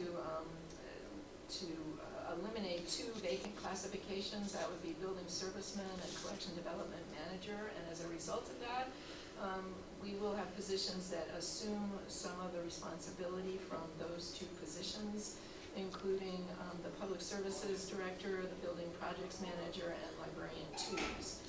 Additionally, we would like to upgrade I'm suggesting that we upgrade the custodian position to a 40-hour position instead of a 19-hour position, and that is directly related to the loss of the building serviceman position. As you know, also we said that we were going to terminate the contract with HR Network. HR Network, we have gone through that process, so as of July 1st, we will no longer be working with HR Network as an outsourced HR vendor, and the staff accountant will be taking on more of that responsibility, and I'll be talking to you later about a change in job description for that particular position to reflect the increased responsibility. Also, you all agree, I know, that community engagement is of utmost importance, so we are going to centralize all of our community engagement efforts through what was the marketing and communications coordinator. So expanding that role to include a very mindful, deliberate approach to community engagement that would also centralize how we participate. So we would have one central point for all our efforts, who goes to what, rather than it being kind of loosey-goosey, I guess. Then all of these positions that I mentioned would be upgraded in terms of salary, and because of the loss of the 2 positions, it's really a net zero in terms of the budget. It's close to a net zero in terms of the budget. The other thing I should mention is that we were in desperate need of more people in the children's department. We just couldn't do full-time coverage for all the hours that were open, so we are suggesting, instead of hiring a library clerk, which would have been the position that Ben left us. We will have 2 part-time library associates that would be equal to a full-time position, so that we can get a higher level of staff on the desk. That's a paraprofessional position, but also more hours on the desk. So that would be another change. And also, I did mention the custodian position. So in addition to that, I'm suggesting that we put another $10,000 in the budget, in the consultant budget for HR consulting. And that would be to be looking at all the other positions in our organization. There's a great variance of responsibility and level of tasks among 4 or 5 of our positions: library associate, administrative assistant, library clerk 1, library clerk 2, and volunteer coordinator. I have no way of assessing what level of salary they should be at. They all do different things. I mean, their jobs have evolved over the years, so I really would like to get an outside person to come in, take a look at all those jobs, and in the next couple of months bring me some recommendations there. I mean, we have people, in my opinion, just looking at it over the last couple of months, who are working at the same level, but some have a higher level of authority and responsibility than others. So I really think that a job audit needs to be done in regards to that. Also, I'm hoping that the dollar amount that we have in HR consulting will allow for some kind of comparative study of salaries. I think some of that will be rectified with the changes that I just talked about earlier, but I think that, there are some positions that we should do a comp study based on other similar organizations. And as I said earlier, $10,000 we put into the budget as a placeholder for a demographer to help you with the last agenda item. So the one thing I didn't talk about was OPEB, and I'm going to turn that over to Ian because he can address that a little more. Exactly why I'm here. So I don't know how familiar all of you are with the OPEB contribution, but basically that's the cash contribution to the trust that you're going to make each year to fund your other post-employment benefits. So that's your health for your retirees. Based on consulting with McLeod Watts, they recommended a $60,000 contribution, and we had $40,000 in the previous budget that we brought to you. But with that would change the way that they can evaluate the liability at year end. So there was a huge difference between contributing the $40,000 or the $60,000, which at year end you'd see about almost a $500,000 decrease in the liability based on standards in which they would be able to evaluate that liability at year end. So just that little $20,000 difference really impacts your audited financials at the end of the year. And if anybody has any questions on that. Actually, could you explain, that this is governed, if my understanding is correct, somewhat by what we know as GASB? GASB 75, yes. Yeah. So this is, the purpose, and correct me if I'm wrong, of GASB is really to reduce the on-the-books liability. But if you can give a little more detail. Overall transparency with the other post-employment benefits, it's just sort of replaced a couple of the other mandates, the other GASBs, just for overall transparency and putting that liability on the books, the regulations and the standards and the actuarial reports that come to doing so. It's the new standards along with that. So presuming that we up our contribution to 60, where does that put our unfunded liability? You guys, as of 2018, were funded almost 33%, just under. We won't know until the end of the year, until the actuaries come with their new reports. But right there, you're somewhere between a third. You're at about a third. Okay. Isn't that kind of scary low? You can see agencies that do pay-go, so where they have nothing, or you see agencies that have 100% funded. It's all preference, but. So this is analyzed a bit different than like a unfunded pension liability. Right. Okay. Pension, this is just the health benefits, like the other post-employment benefits that come along with the liability. As we fund these to the appropriate amount you're recommending, does that help with our profile when it comes to borrowing money too? Are people looking at those sorts of things? I don't think it does. More so with that, it's debt coverage ratio, so your revenues compared to how much debt you have outstanding, not so much the liability of your debt. Okay. Which, what I believe, I don't think you guys have any debt outstanding as of now. Nothing that I know of in the Yeah. loan department, no, but we So- might, with our facilities improvement, we might be Yeah. looking for that, so.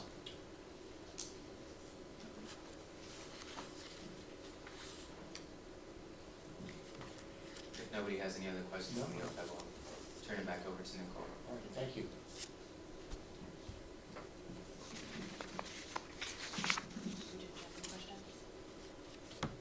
Are we in the general section now for questions? Yes, Nicole? please go. Okay. So I guess I just had a quick question, about the HR process and kind of what that all entails. And I don't wanna jump into the job description stuff, cause I know we'll cover that later. My question is just really directed at the last sentence you have in that bullet point about, engaging a firm to do a comparative study of district benefits rather than adopting, for example, the recommendations put forward by the staff association. So is that a competency that an HR job audit firm would generally have, or would we need to go to somebody else? We have a choice. We can go to an HR consulting firm, or we can go to BB&K can do that for us as well, in terms of compliance, not in terms of comparative studies, but in terms of compliance. And it's of my opinion that we really need to look at all of our benefits and make sure that we are compliant with the law. And I'm sure we are, but I think it's good to have an outside person do that kind of assessment. And then once that's done, then we can look at, okay, do we want to change any of the benefits? As Carleen mentioned, there's some benefits that were taken away in the last couple of years that in my mind should be restored, but I think we should look at the overall picture, the big picture, at all the benefits rather than select a couple. So, and this is a process that could be undertaken and completed within this fiscal year?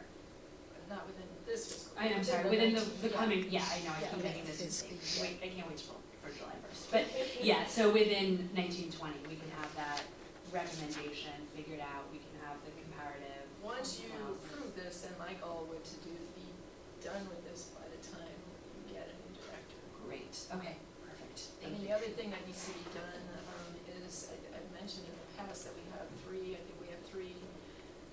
sets of policies related, and there's some inconsistencies between the three, and so we are starting to look at those ourselves, but I think we're gonna need help with that as well, so that we can have one policy manual that covers all of our HR processes. And an HR firm would help us with that, or is that something? They could help us Okay. with that, also the UK can help us, so Okay. we'll determine the most efficient, effective, cost-effective. Cost-effective way option, to right. deal with that. Okay. How much, we have an HR group that's working with us right now, is that right? Or have we, As of July 1st. she as said of they're July not. 1st? They're not. We're There. terminating our relationship. We're terminating that, but we're going to pick up another HR group. To do some Possibly. auditing, not to do what HR Network was doing for us, which was serving as an HR, what would be the best way to just an HR firm that is Outsourced. handling our daily Mhm. needs. Okay, well, let me ask you this question, because that posed some problems, as I recall, before outsourcing it. And maybe I got that wrong, but I believe that there were questions about having someone who was their peer doing some of the evaluations, and they didn't think, I'm not sure whether it was, and I don't know how to say this, I don't know whether they felt that the person was really qualified to do that in some instances. HR network or? Well, the person, maybe somebody else can help me with that, as I recall. Wasn't there some questions about how effective that person was as an HR person that was in-house Before Yes. HR. before we outsourced that, Yeah, and I think that, my understanding is that's one reason why we outsourced sourced it, right, And that person is no longer with us. right. But, And I think, I think the biggest area of concern when I arrived at least was the complaint process. How do you deal with complaints Right. from the staff perspective? Mhm. And our policy manual actually gives a process for that, which is go directly to your supervisor, present that information to him or her. If that doesn't work, go to the director, and if it doesn't work going to the director, then you come to the board. right, I don't think any HR firm is able to really truly handle those kinds of issues that may come up. Some kind of dispute between an employee and a supervisor. I think it's much better handled in the way that I just described. But that's something that I think when we do an audit of all of our processes, that's what they will help us with. They'll help us make sure we're compliant with whatever HR rules and regulations are out there. But they'll also help us come up with processes that will be much more effective than what we've had in place for the last couple of years. Whenever it should happen, so I guess I'm gathering that you said that there are several different versions of personnel policies, and they don't always comport with each other. Whenever it should happen that there's one consistent, adopted set of personnel policies, we should all have it. Well, before anything happens, once we pull this together, then we would bring it to the board for your approval. And once you approve it, you Yeah. will all get Yeah. copies for sure. So would that be something that should end up just publicly posted on the website anyway, too? Our policies are now publicly posted. It's just when we have to interpret them, sometimes there are things that aren't in the most current one, which was approved in 2017. In 2017, there's some things that are missing from that one, but it would be too confusing to put all three on Right. one, because they contradict each other too. But then the things that are missing, we have to go back to the prior handbooks. And this is, quite frankly, this was one reason why we cut ties with HR Network, was because they helped us with putting together the handbook, and they missed a lot of things. okay.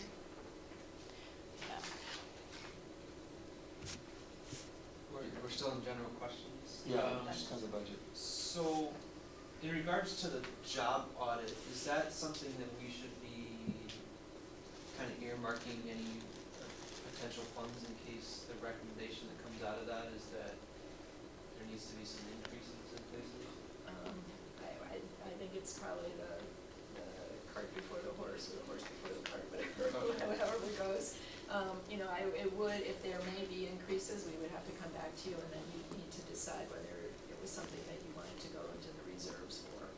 To me, your highest,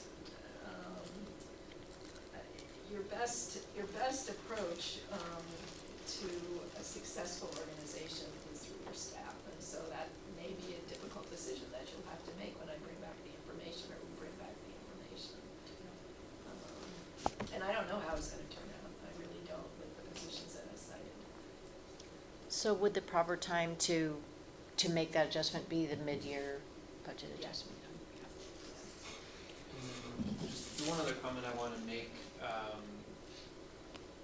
you know, we're gonna get into it with, but seeing an updated job title with a heavier focus on marketing I'm glad to see a request for an increase in the marketing budget that hopefully will match that, cause the other thing I noticed, looking at the last 2 years and then this proposed budget, is we've been slowly increasing the marketing budget, but it seems like we haven't even been using all of those funds, so at least if I read it right, but either way, it'd be good to have somebody with a heavier focus on that for sure. Is that marketing person a full-time person? Correct, yes. So a couple of questions for me. One is that these are just on line items, when you look at line 40, which is the hourly expenditure for employees, that's up about 13%. And it's hard for me when I look back on the older, year-to-year changes in that line, because you had that big reorganization you did about a year or so ago, so the numbers are all over the place. But that's a fairly big jump, and I just wonder, is there still some adjustment that's going on in this number here, that's like a residual of all of the overhaul that you did the year before? Or is that just what it is? It's just gone up 12.9% in the hourly category? That could be part of it, it could still be residual. The change you're talking about is that everyone used to be classified as salaried, but they were salary hourly, so they were still getting overtime on top of their salary pay. So we classed everybody as hourly. Now I only have 4 salary positions. Okay. We did increase a couple of part-time positions last year to full-time, and we also added a couple of part-time positions. Like Cindy mentioned, the 2 part-time associates in youth services instead of the 1 part-time clerk, so it is a couple of added hourly staff. Okay. Plus the most of the 3.3 is in that number. Right.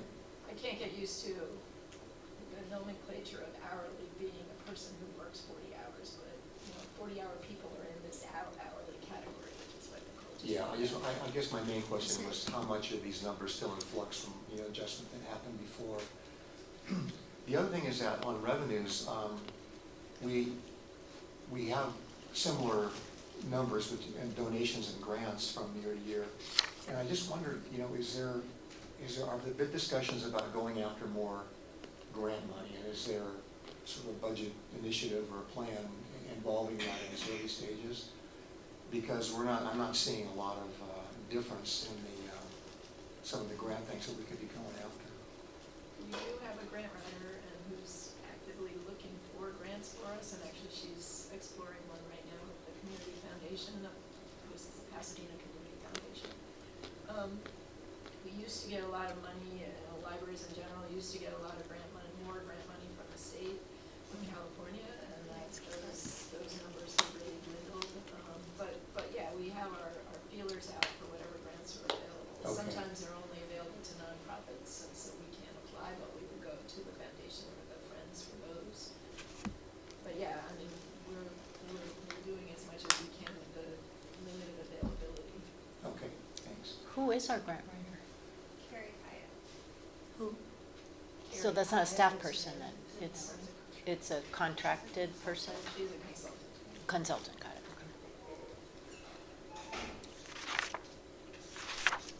okay. If I may, maybe this is the time I can ask about the increase in the literacy services at 137.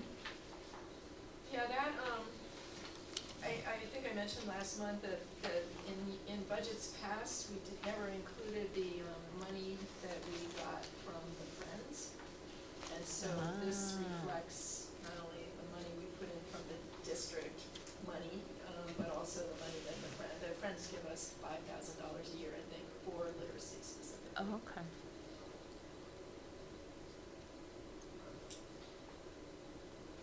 I'm not sure how they accounted for it. Just as a general question, we don't have any, do we have like restricted and unrestricted funds?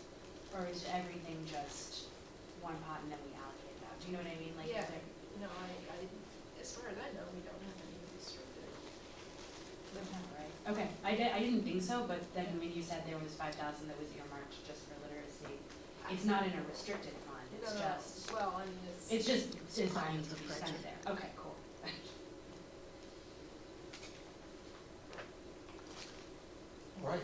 Any more questions?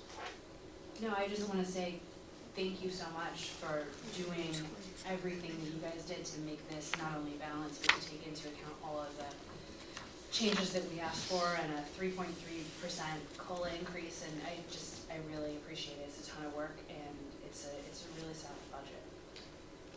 Yeah, and I'm real appreciative too of the work you did to journal certain things to carry expenses here, from this year to next year, et cetera. And it looks and feels as if all of the consultant fees that we threw at you earlier this year have all been covered, and everything's taken care of, so I really appreciate that myself. Let's Yeah, just to get- ask one other question, because you're going into your reserves and you're pulling out, how much of that? Out of your reserves, and how much is going to be remaining there? 100, It's really funds rolled over, so funds that were unspent this year are being rolled over to next year, so they're not technically being pulled from reserves. But somewhere in this, maybe I misread that. it's the nomenclature, I mean, Yeah. Ian gave Well, us advice. essentially, it will add at the end of 18-19 to your reserves. And the Okay. plan is to take what you've added in 18-19 for 19-20, Okay. if that makes sense. Yes, now that makes sense to me, thank you. Okay. So it'll add to your reserves and then it will just take out the next Okay. year. All right. I was just gonna say, I mean, considering the year that we've, well, I can't even say we, including me, because I've only been here a few months, but the year that the library has been through, to reach a balanced budget that has growth in many of the areas that we care about, without having to take a huge hit to our reserves is pretty remarkable. So, I think everybody who helped make that happen should be very proud of themselves.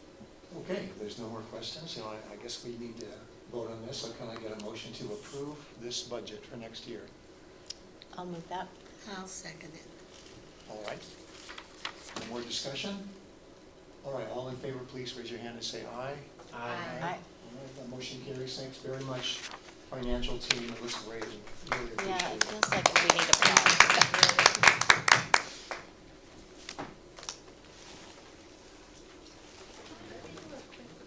Yeah, I think I was watching the clock too. I think we need to have a recess for 10 or 15 minutes. So we will recess here at 7:24 and reconvene, just come on back in 15 minutes or so. Is the Brown Act refresher and information section. And Kylene, is that you? Okay.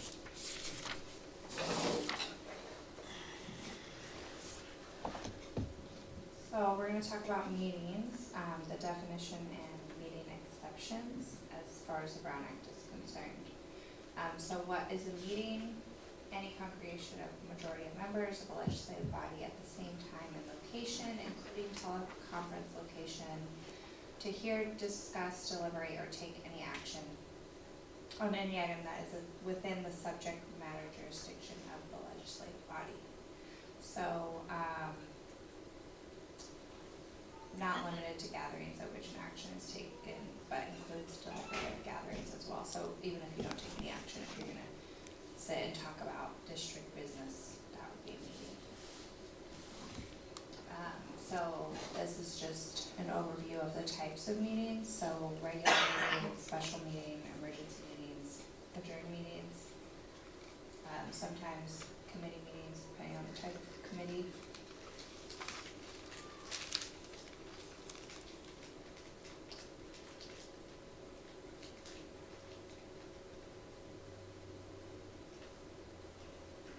I'm sorry, Kylene, could you back up just a second?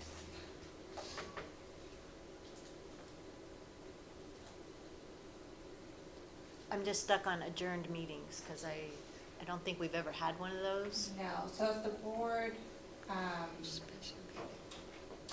to think of in the situation that would require an adjourned meeting. Well, like, let's say there was a power outage right now, Yeah, right? Then Terry could say, we're gonna adjourn this meeting until, Monday, next week. yeah, until well, no, it has to be less than 5. Oh, okay, Right, so until like Wednesday or Thursday at 5 PM, and we're gonna resume from item D at that Just the time. same And it would be the same. And it's the same, it's It's a the same meeting, continuation it of just, the it's like a really long recess. Didn't you adjourn a meeting one time when your name? I meant, I did, but I didn't mean to. I meant to recess. Thanks for reminding me, Granny. Trying to move past that. I was under a lot of stress, okay? So, exceptions, so if just one board member is talking, you know, meeting with another board member or, constituent, consultant, list people there, if you're just having a meeting, that's not a Brown Act covered, you know, agendized meeting. Conferences, so 3 of you could go to CLA and you're not required to notice that because that's not a meeting. As long as you don't get together and Discuss yeah, business. and discuss district business. Your 3 minutes are up today. So that last sentence there, a majority of members cannot discuss among themselves other than as part of the scheduled program.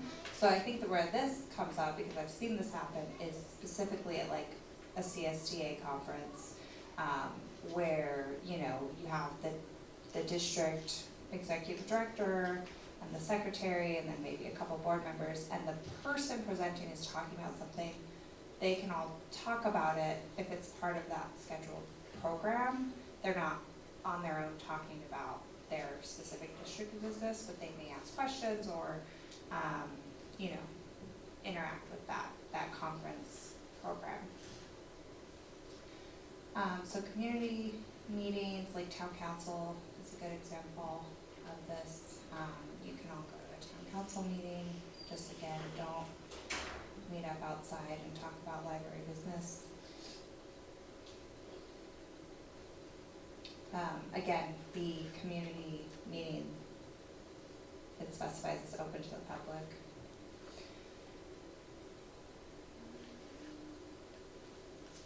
Are you guys ready? Okay. So other legislative bodies, so if you guys were gonna go to a LA County Board of Supervisors meetings, or Pasadena City Council, something like that, you can go to those. Again, just don't really talk to each other.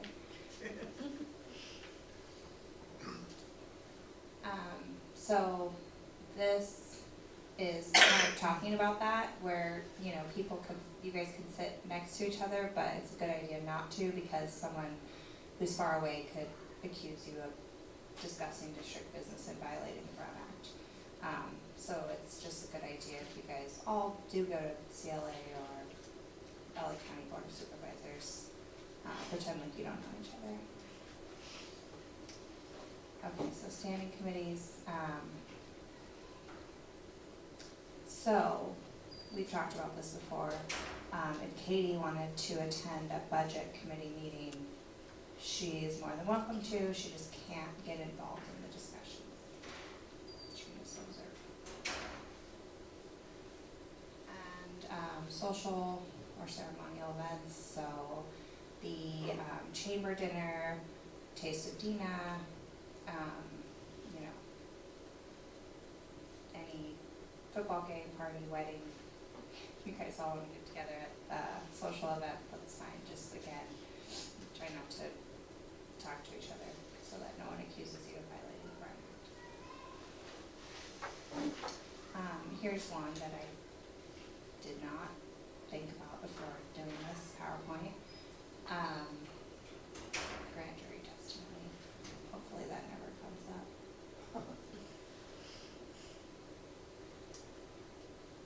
So this says none of these exceptions permits a majority of the legislative body to meet together with staff in advance of a meeting for a collective briefing. So you guys couldn't all come in ahead of the board meeting to meet with Nicole to talk about the budget, or, you know, Cindy to talk about staffing.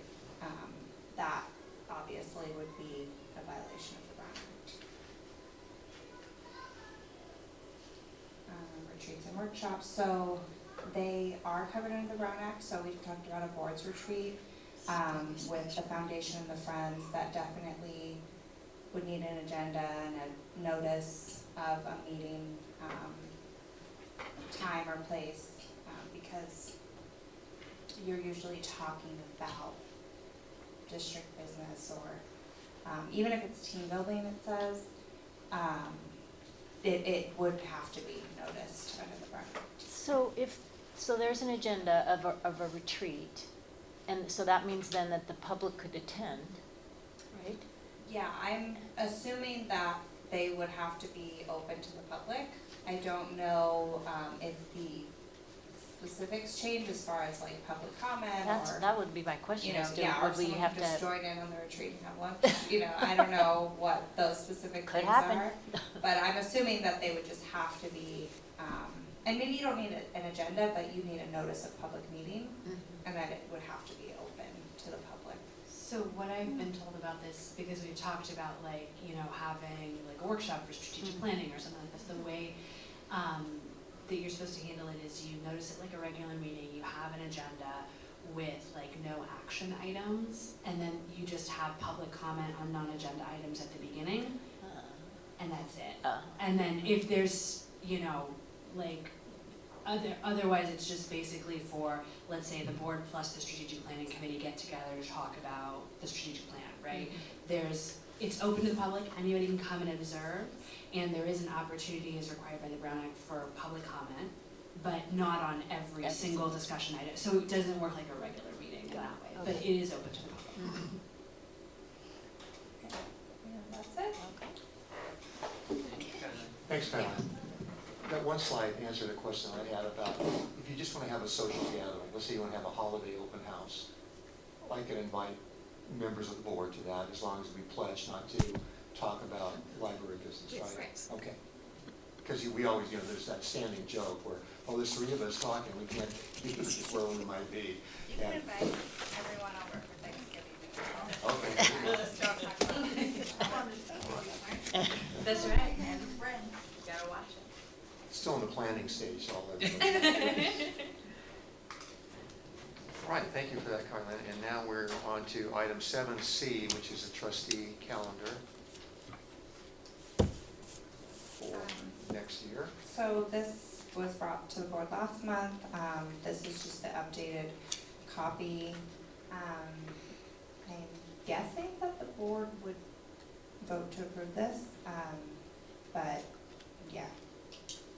If you have any other changes or ideas or anything. But yeah, that's just the updated, the changes that we discussed last month are reflected in the new one. Do you remember what those are? Yes, Could you remind us? so, it was December, the election of officers, appointment of liaisons, I think that was moved. And then January, the board's retreat and the trustee self-assessment was added. And then before last month's meeting, Cindy and I went through, and just made sure that everything was reflective of what we were actually doing, because it wasn't, before that, it wasn't exactly up to date. But yeah, those were the big things. And it says right there under June, approve master calendar. So I guess that's what we got to do. It's very circular.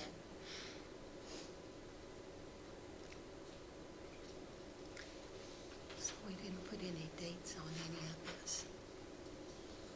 Did we have quarterly budget reviews on our previous calendars, or did we add that to Yeah, uh, what we're and doing? There are a couple of things that are on here that we left on here, even if they haven't been taking place, just because of all the changes and stuff that was going on, but like operating plan reviews, and then the quarterly budget reviews. We did move the quarterly budget review, I think when we talked about it, Cindy, we adjusted it a little bit. But yeah, that was always Okay. something on the calendar. Quick question on July. So it says in even years, publicity for trustee elections, filing for trustee elections. I don't remember, when was the filing deadline for candidates? Is that what this is referencing, or is this something we have to file with LA County for our ballot? It was in July. It was in July. It was like the So 10th. shouldn't we have publicity for elections before the month that people have to file? Like, shouldn't that be earlier? Yes, and the county does give us guidelines, I have to look back. They send us something earlier in the year, that tells us when we should be posting, like the notice of election. Yeah. I mean, those are legal requirements. Yeah. I don't know if this is referencing just like not the county side of it, but the library's side of it, like Right. newsletter marketing stuff. I'm not Right. exactly sure. Well, if it is, and, you know, kind of following on from our conversation about making sure we're doing a better job of public outreach and recruiting people and making sort of the whole election process more transparent, then I would just suggest that we move that publicity item back to May, or even, you know, March or April, so that it's something where people have plenty of lead time and the board has enough lead time to plan whatever it wants to do. And those are lighter months, because June is a big month in terms of like budget, and May is a lot of budget as well, so I'd say bump it back to March or April. I would say this year in 2020, especially, you want to have it as early as you can, so Yeah, March would be a certainly. good month. Yeah.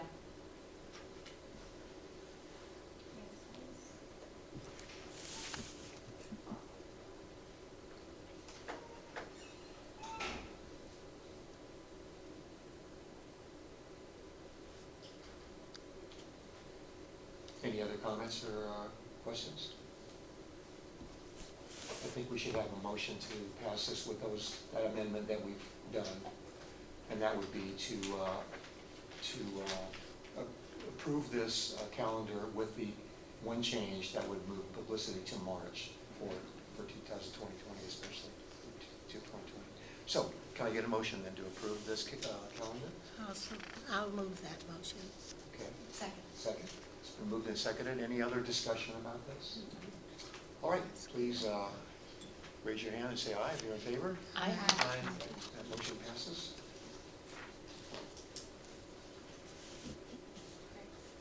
Okay, and then we've got the updated meeting room policy. Yes, so there was a very small change in there, but important, about insurance. And I will just say that we're working on a standard format. I know you guys have seen a couple of policies now, and they're not, you know, the format is not consistent, but we are working on that, so when it goes into our official record, everything will be nice and clean and consistent. But this one we updated, the board last month did a conditional approval so that we could have staff and have the policy technically go into effect. But we've added the requirement for insurance.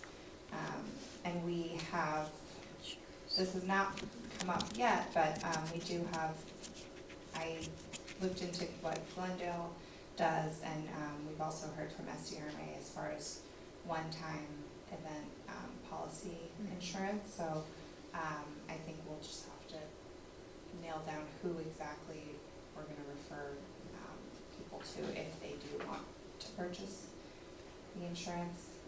But yeah, that's in there now, so it's a requirement to rent the room. I had two little questions. In B3, what that must really mean is that alcoholic beverages are prohibited by outside groups using district facilities, right? Yes. Okay. Would that make it clearer to make sure you put that? Gwen's asking if, would that make it clear? I'm just, wondering if somebody's gonna say, hey, you guys drink wine at Right. Taste of Dina. We can I- update that. Just as a And clarification. Saturday. Right, exactly.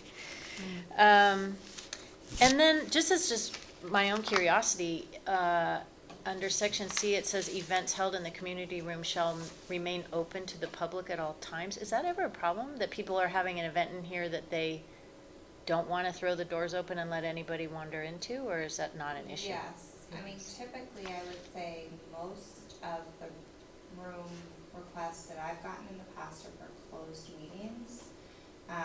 Not all of them, there are many that are sure anybody can come in. But there are groups that need a space, and they're having a private meeting. And, you know, I think we do have a meeting room upstairs. There's certainly an opportunity, you know, if they need a space to sign up for that room and they can close that door and meet privately. So, but we just can't accommodate a private meeting in this room? Right, I think part of it, you know, we have, we try to keep this room open specifically for the art and just using, as part of using the library. I just, yeah, I think we discussed it and we didn't want to continue, you know, giving private groups a space and to keep people out. We want our rental opportunities to kind of mirror what the intent of the library is as a public. So will that affect any ongoing groups that have been using it historically that will now not be able to close their meetings? No, and we don't really have, when I first got here, we had many, many groups that were using the space every month for, you know, years on end. But as our library programming increased, we couldn't accommodate them as much anyway, so that really isn't an issue right now. And the couple of groups that were using it on a regular basis were like a book group. They were letting anybody come in, and they're more than happy to use the room upstairs or, you know, switch around for library programming reasons. But yeah, it's not really an issue right now. We don't have any, you know, private groups that AA meeting? Yeah, right. Got it. Okay. Can I get a motion then to approve this policy? So move. Seconded? All right, been moved and seconded to approve the meeting room policy. Is there any other further discussion?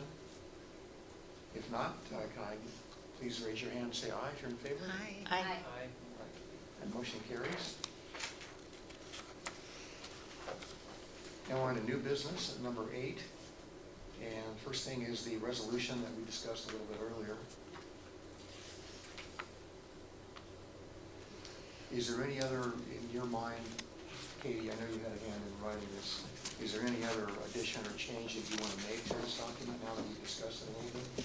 Yeah, so the only thing that I'd say that we initially did not include in here, but could be included if we wanted to, was just a clause saying, and the board directs, you know, the district director to go ahead and find and retain a demographer, you know, within a budget of $10,000, or we could just leave that out, pass the resolution of intention, and then once we get a chance to get some quotes and estimates, we can just bring that back if we need to, because I assume it will be, you know, an expenditure that requires board approval anyway. And so given that, I thought it was better to not include it in the resolution and just bring it back when it's ready to be moved on. So, yeah, Are you talking about the resolution itself? the resolution as it stands yet does not include and go ahead and hire a demographer clause. Right. Which I think makes more sense. Yeah, and Cindy did say in her report about the budget that $10,000 has been allocated to our consultants line, So it's not an issue there. Right. It's in the budget, but I didn't think it was necessarily, you know, needed to be in the resolution. No, it gives the resolution more flexibility not to have it in there. Right. So, That's why I struck it. so I guess that's my question about, do you feel like it's intact now and I ready think to it's be good to go. voted on? Okay. Yeah, I think so. All right. Well, can I get a motion then to approve this resolution? So move. Second. Second. It's been moved and seconded to approve resolution number 2019-03. All in favor, please say aye and raise your hand. Aye. Aye? Okay, that motion carries. Thanks for that. I just want to say, after the meeting, I do have clean copies so that we can just have you guys sign them here, but they're ready to go for both resolutions, so. Okay, thanks. Now we're on to item 8B, the resolution for LA County to prepare a new tax roll account. Not sure I know if details on that one. And that was an attachment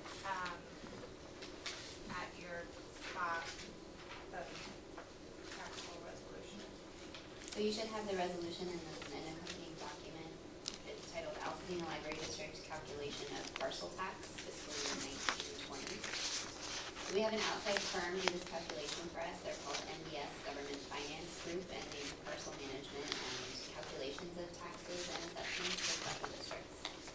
So all they do is compare the CPI as of February for 2019 and 2018. They measure that change, and then they assign the rate increase percent.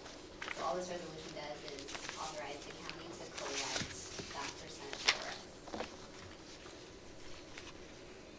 Can I just ask,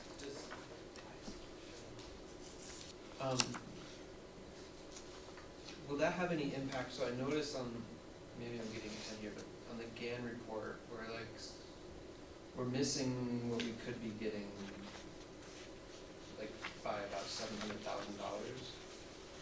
Did this increase capture any of that, or is that something that like, it's built into the way it's structured and we have to take that to the voters in 2024? To increase the Yeah, tax so collected? Yeah, so under the GAN thing, you know, we have this limit that we can collect, right? But we're missing that by about just under 700,000. But we're asking the auditor controller to increase by 2.51%. So would that capture that 700,000 or no? Not the full amount, no. Okay. We don't want to get anywhere near the GAN limit. It's not a terrible thing if we do go over. This county recollects it and distributes it to local schools, but we want to stay under the limit as much as possible Okay. And the reason for that? so that the county doesn't take the limit. Okay. Yeah, no, I'm just thinking like, I understand not wanting to go over it, because my battery must be dead. I understand not wanting to go over it because, you know, we don't want to be collecting revenue for a library and then it's not coming to the library. But 700,000 is a big gap. So like, once we approve the 2.5, do we know what that gap would be at that point? Not exactly, no. Okay. We've budgeted for 2.1, I believe. So we're close. The 2.51 will put us a little bit over even. Okay. This is just simply math we need to turn into the county, right? This whole thing? Yes. Okay. And it's not, at least my copy isn't written as a resolution. Is that something that, Oh, no, it's not. It was in the pile that's, oh, okay. Gotcha.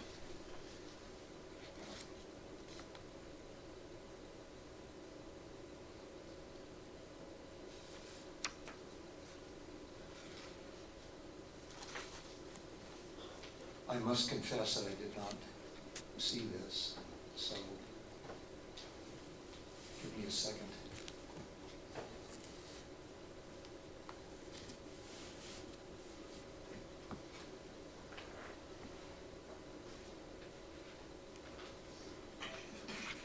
So this is almost boilerplate language, it sounds like, right? We Okay. do it every year. Yeah. Okay, gotcha. All right, good. Is there any, do you have any other questions for Nicole on this? We're ready for a vote. Can I get a motion then to approve this resolution? So moved. I'll second. All right, it's been moved and seconded to approve this resolution. I was looking for a number, but I didn't see it. So all in favor, please say please raise your hand and say aye. Aye. Okay, that motion 2019-04 carries. is the number, which will be on the Oh. final copy. And on the agenda. Okay, got it. Thank you. Can you put that in as if I said it, kind of in the minutes? What is she saying then? That this All is right, the now number we're of on the to the resolution. earthquake. Oh my God. I'm sorry, the updated salary schedule is next. So again, Oh, I'm sorry. Okay, I think that's where I got confused. Again, appropriations. So Nicole, is there a little background you want to give on that then? We touched on it a little bit. So this is just a calculation that I do every year. The State Department of Finance provides these figures here, the per capita change and the population change. So all I do is add a calculation that tells me what the limit is for the amount of taxes that we can collect. And our current budget, which again is slightly off, I apologize, I got this tax document with the 2.51% So our budgeted tax proceeds are a little bit under what we will end up collecting anyway, but we'll still be within the guideline. Okay. But I think to go back to the question, Jason, that you asked earlier, it is something that we want to think about when we look at renewing the parcel tax, right? What sort of level of assessment we put that at and how much wiggle room there is within it, right, would be something to consider when we take that back to voters in '24. Okay, any other questions? So can I get a motion then to approve this, calling again Act Appropriations Limit document? So moved. Second. 1 second. Okay, Katie, cool, good. second. So we're been moved and seconded. All in favor then of approving this, please raise your hand and say aye. Aye. All right, motion carries. Now we're on to the updated salary schedule. So this updated salary schedule reflects 1920 and it includes all the changes that I went over in the budget discussion. I think this is for your information only, it's not something that you need to vote on. I did have a couple questions, I guess, input. So the library page starting rate, won't this be below LA County minimum next year? Yeah, and in the last, did you address that one? So it is actually, the rules are different if you're a government agency and unincorporated LA County, you follow the state minimum wage, not LA County minimum wage. But that is something that we want to address, raising the overall salary schedule to match LA County, not the state. Because the county would pass that, but then be Yes, if you're an unincorporated area, you're exempt from the county. you're a public law. agency. Yeah, only. as a public agency. It's like private, but, yeah. So the county basically passed a motion that they themselves don't have to adhere to. Yeah, school districts, colleges don't have to follow the county minimum. That's why. And, So, yeah, library that's really page messed gets up. 1240 on step 1. I created that sheet, yeah. Okay. We've just always followed the state. The difference between the state and county was not as significant in prior years, but it is getting more and more significant, so we do want to try to follow the county minimum from now on. Okay. That's all I had. Okay, this is information only, you said, Cindy, so, all right. Yes. The next thing then is the earthquake insurance policy renewal. And that was a document that wasn't in the packet, right? We got it Right. coming in. That was provided late today too, so Okay. it's an attachment.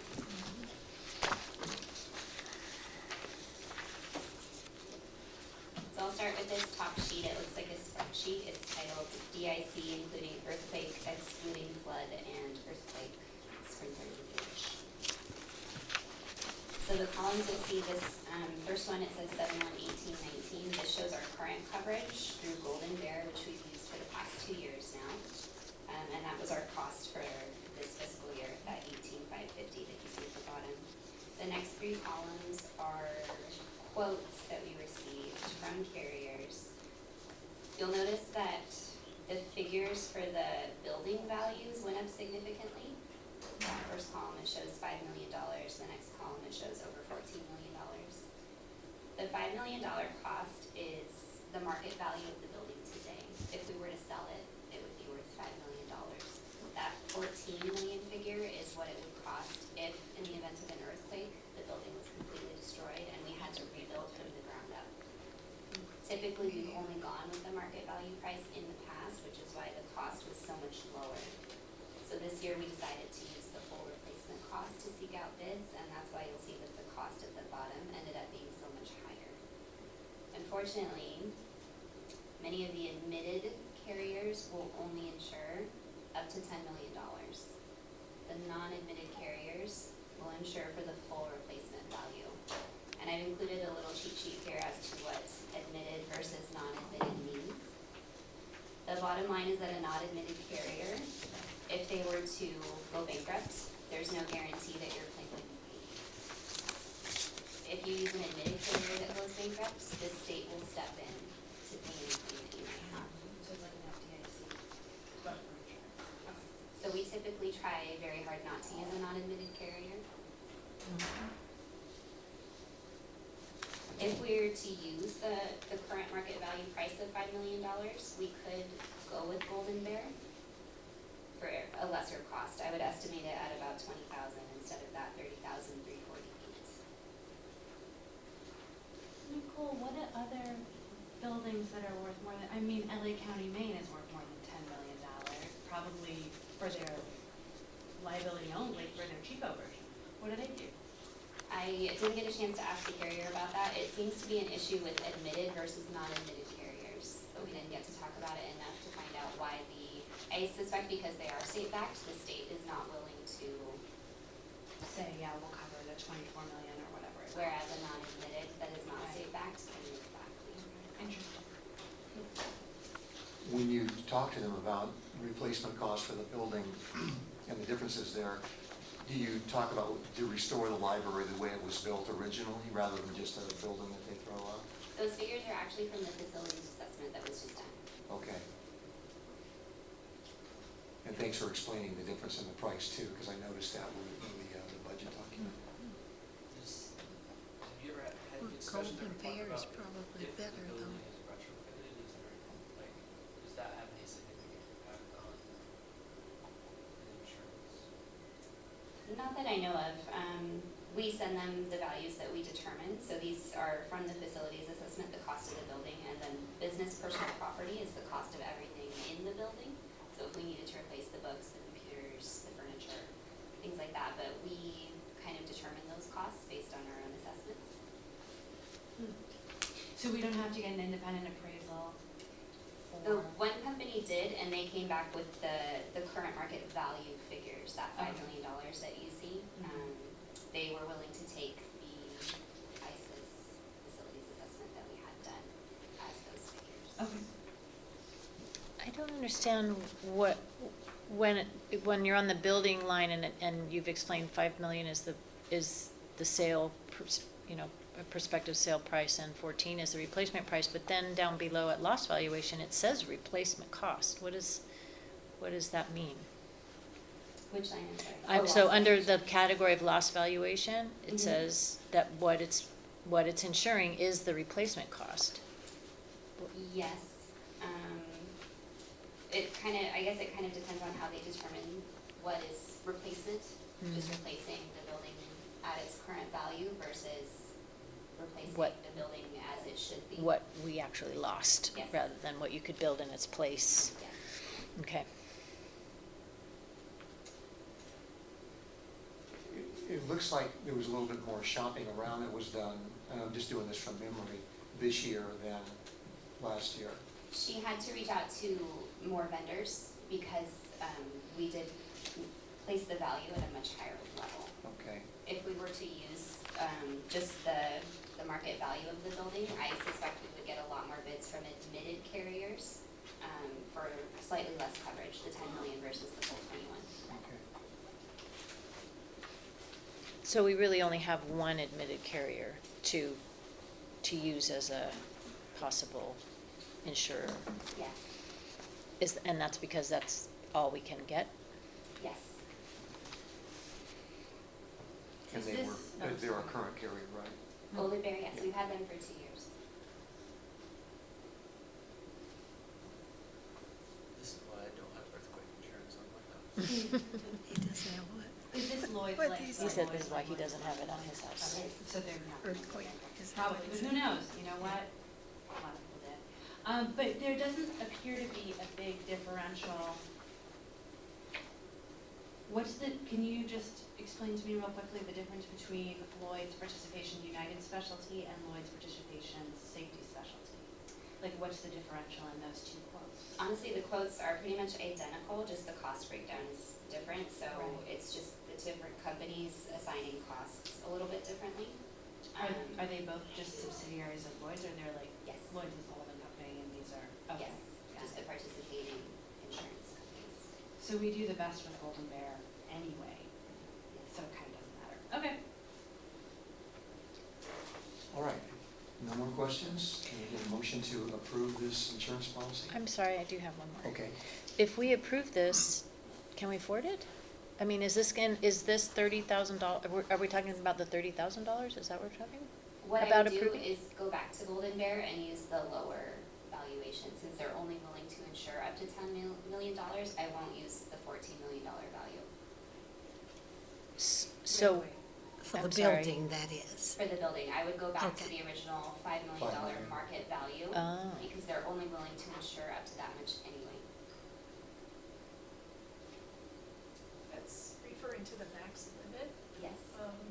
And I mean, that's kind of the quandary here. It's like, Oh, I okay, see. both Golden Bear policies will only give us 10 million, Oh, I see. but one is because we have the 14 million value, one is 30,000 versus the 5 million value at 18,000. Right. And those numbers are gonna change a bit.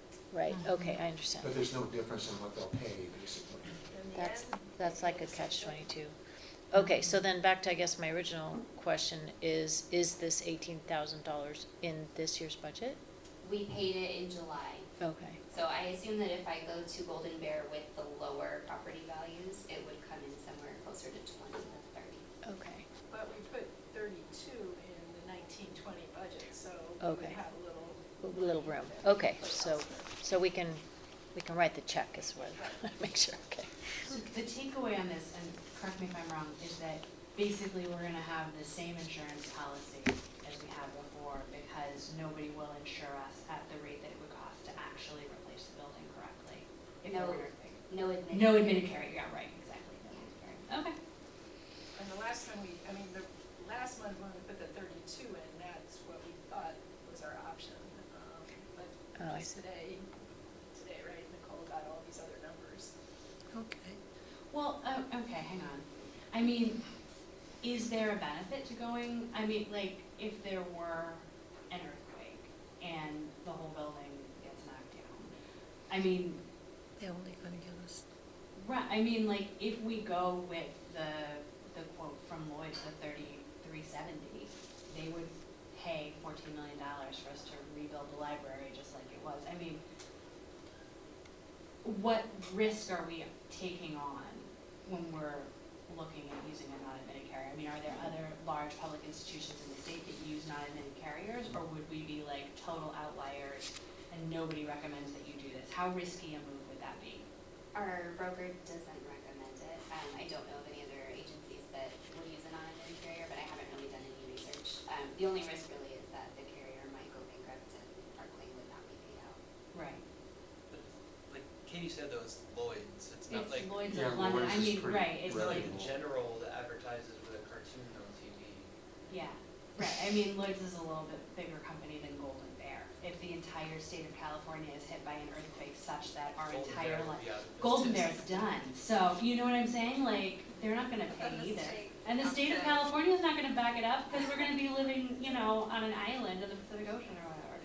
So, in my post-apocalyptic hellscape version, you know, I guess I'm just trying to figure out, like, I'm sure that, I'm trying to assess how much risk is actually entailed, and like, does the broker have a financial interest in recommending one of these companies over another company? Do they get a kickback from Golden Bear, or are they affiliated with some kind of, you know what I mean, is it a good deal for them if we choose them? Not as far as I know. I would say the risk for choosing a non-admitted carrier is low, but it is a risk. I don't know, now that I've kind of talked myself into this, I feel like maybe there's, I would wanna know, I get that the broker says not a great idea. But I would be interested to know if there are other public agencies in the state of California insured by non-admitted carriers and to what level. I think that would be interesting to know and good information to have in helping us make this decision, don't you guys think? Could we reach out to the special districts? Yeah, we could ask the SDA, we could ask, I I mean, could definitely look into it. can we look into it? Yeah, I would like to know that. Makes sense. Especially since this amount is already budgeted. It's already budgeted, Yeah. so like, When does our current insurance expire? July And I know 1st. that this going. So that might be a little. Great. It expires So we when, need- July We need to 1st? approve this tonight in order to pay our bill, right, for the next year. Yeah. Yeah. But you Can can we always, switch? you can always We change can always carriers. switch, right? Yeah. I don't What, know. is there a Okay, I've penalty? never had to do that. Is there a penalty for doing that? There might be a penalty for changing carriers or for paying late, probably. I would Right. do that. Why do you wait till week before it's ended? Sometimes you don't want a policy to lapse, though. Oh, no. That's the issue. Pardon me? I said, we are overdue. We are overdue for it, yeah. When was it due then? No. No, for an earthquake. Oh, yeah. No, it's not if, Oh, it's okay. when. It's July 1st, isn't it? He's talking about that we're not, Well, that we're overdue for I an earthquake. think that- We're overdue to pay. The broker's recommendation carries a lot of weight with me. I think I would frankly. take And it I myself. think Katie's questions are good, are they, in cahoots or something, but my sense is, If the broker said I it. don't know, I don't know the insurance business that well, and don't they get paid on a percentage of what we're spending, right? Yes. So for them to recommend a lower policy, or potentially lower, they must really be serious about not going with a non-admitted company. That's what it sounds like to me. So usually I go back to that baseline. If we've got a professional organization that's advising us and doesn't appear to have any kind of gain on this, and if they're getting paid less, I can see that being a part of it. So I mean, and the other thing is, if we have an earthquake, and we went through this whole thing, this is a really good discussion to have, especially if we go to the higher one. But if we don't, then saving $12,000 would be good too. So I don't know. I mean, if we don't, you're saying that you don't know whether or not we could switch easily to one of these other policies, right? Did I hear that? I don't know. Okay. I'm happy to do the research, and I don't know if you possibly want to I authorize just want to know when the does directors it to make lapse. this decision once I have the research, we could do it that way. Right. I think that's the way to go, to authorize a $32,000 or less expenditure for the policy. Although I do feel a little uncomfortable making the decision about a non-admitted.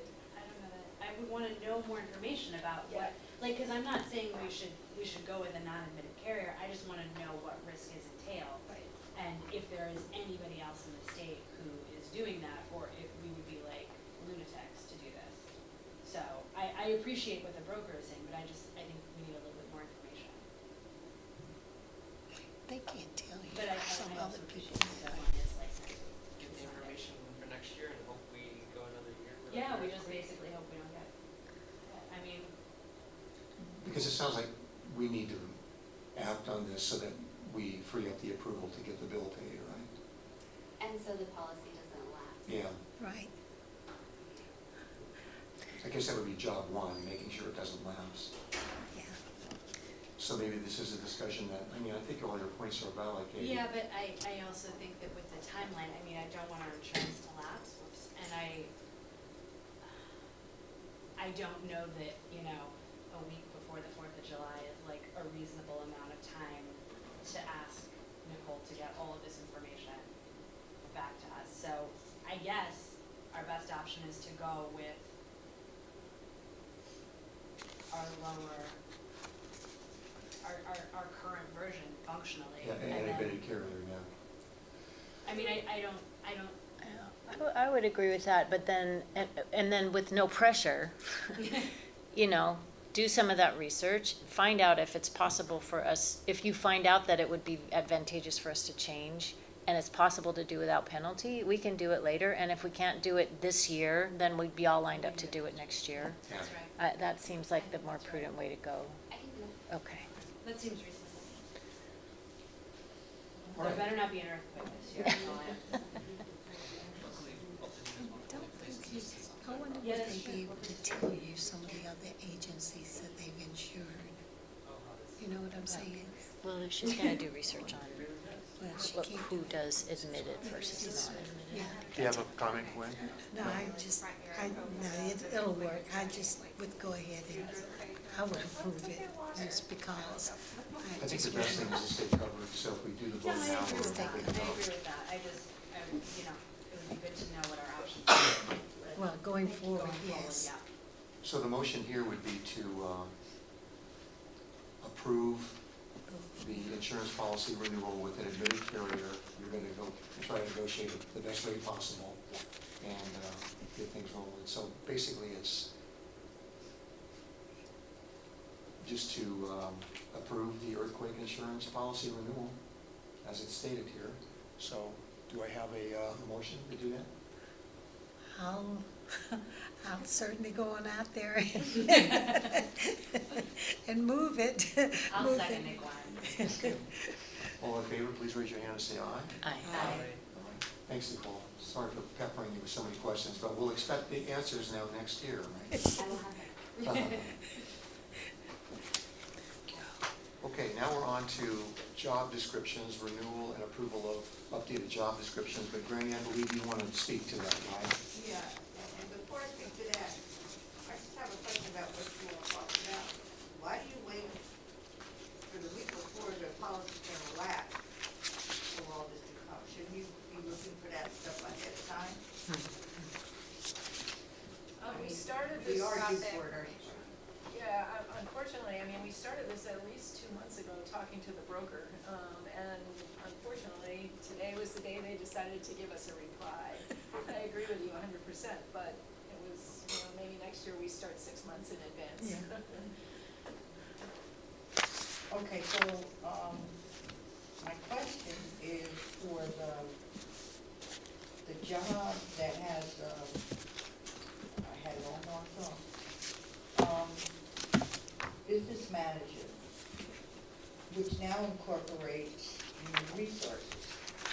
And I don't think that I don't feel, having worked as an administrative assistant and to school districts and stuff, that it's a good thing to have a person who is a peer to other employees to be the human resources person.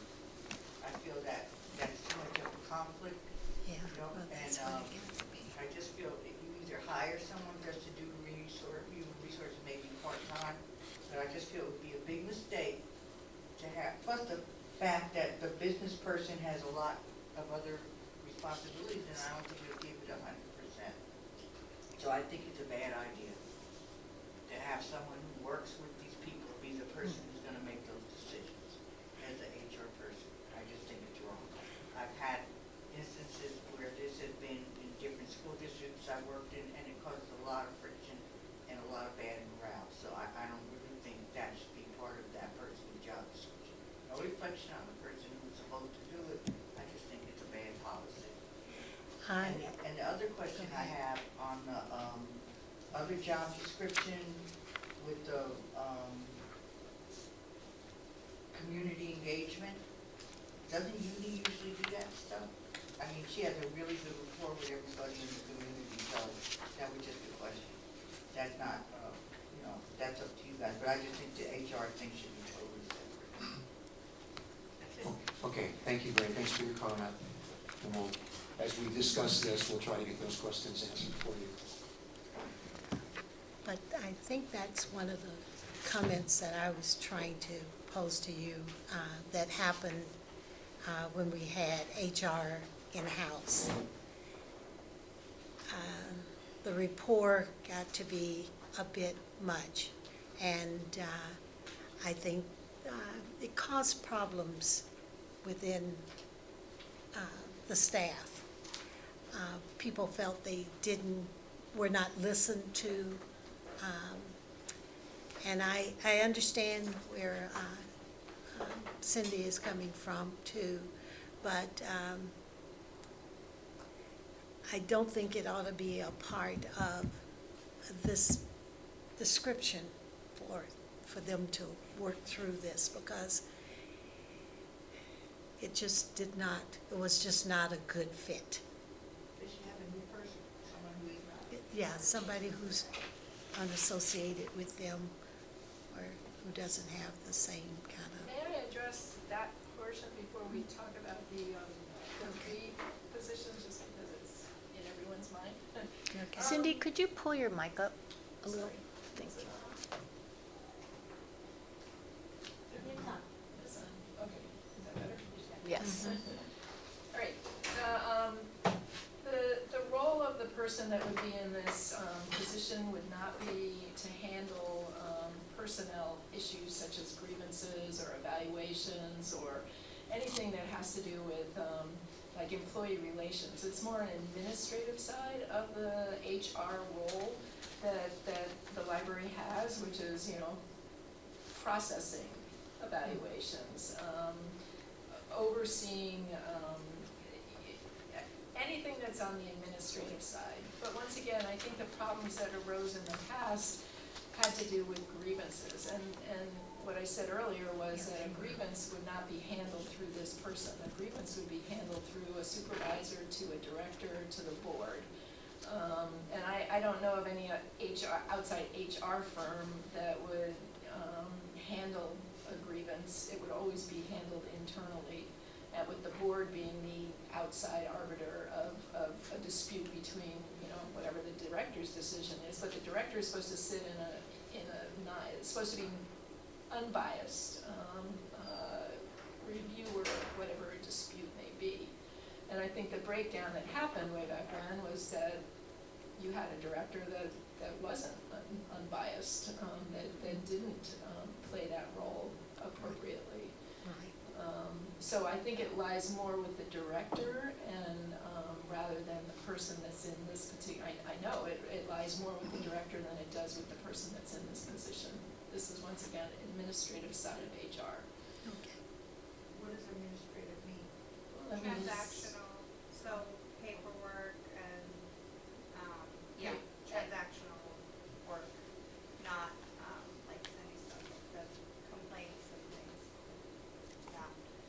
Yeah, so, anything that has to do with record keeping, anything that has to do with, I mean, right now, we just implemented evaluations for the very first time in a long time, and so this person is gonna keep track of when evaluations are due.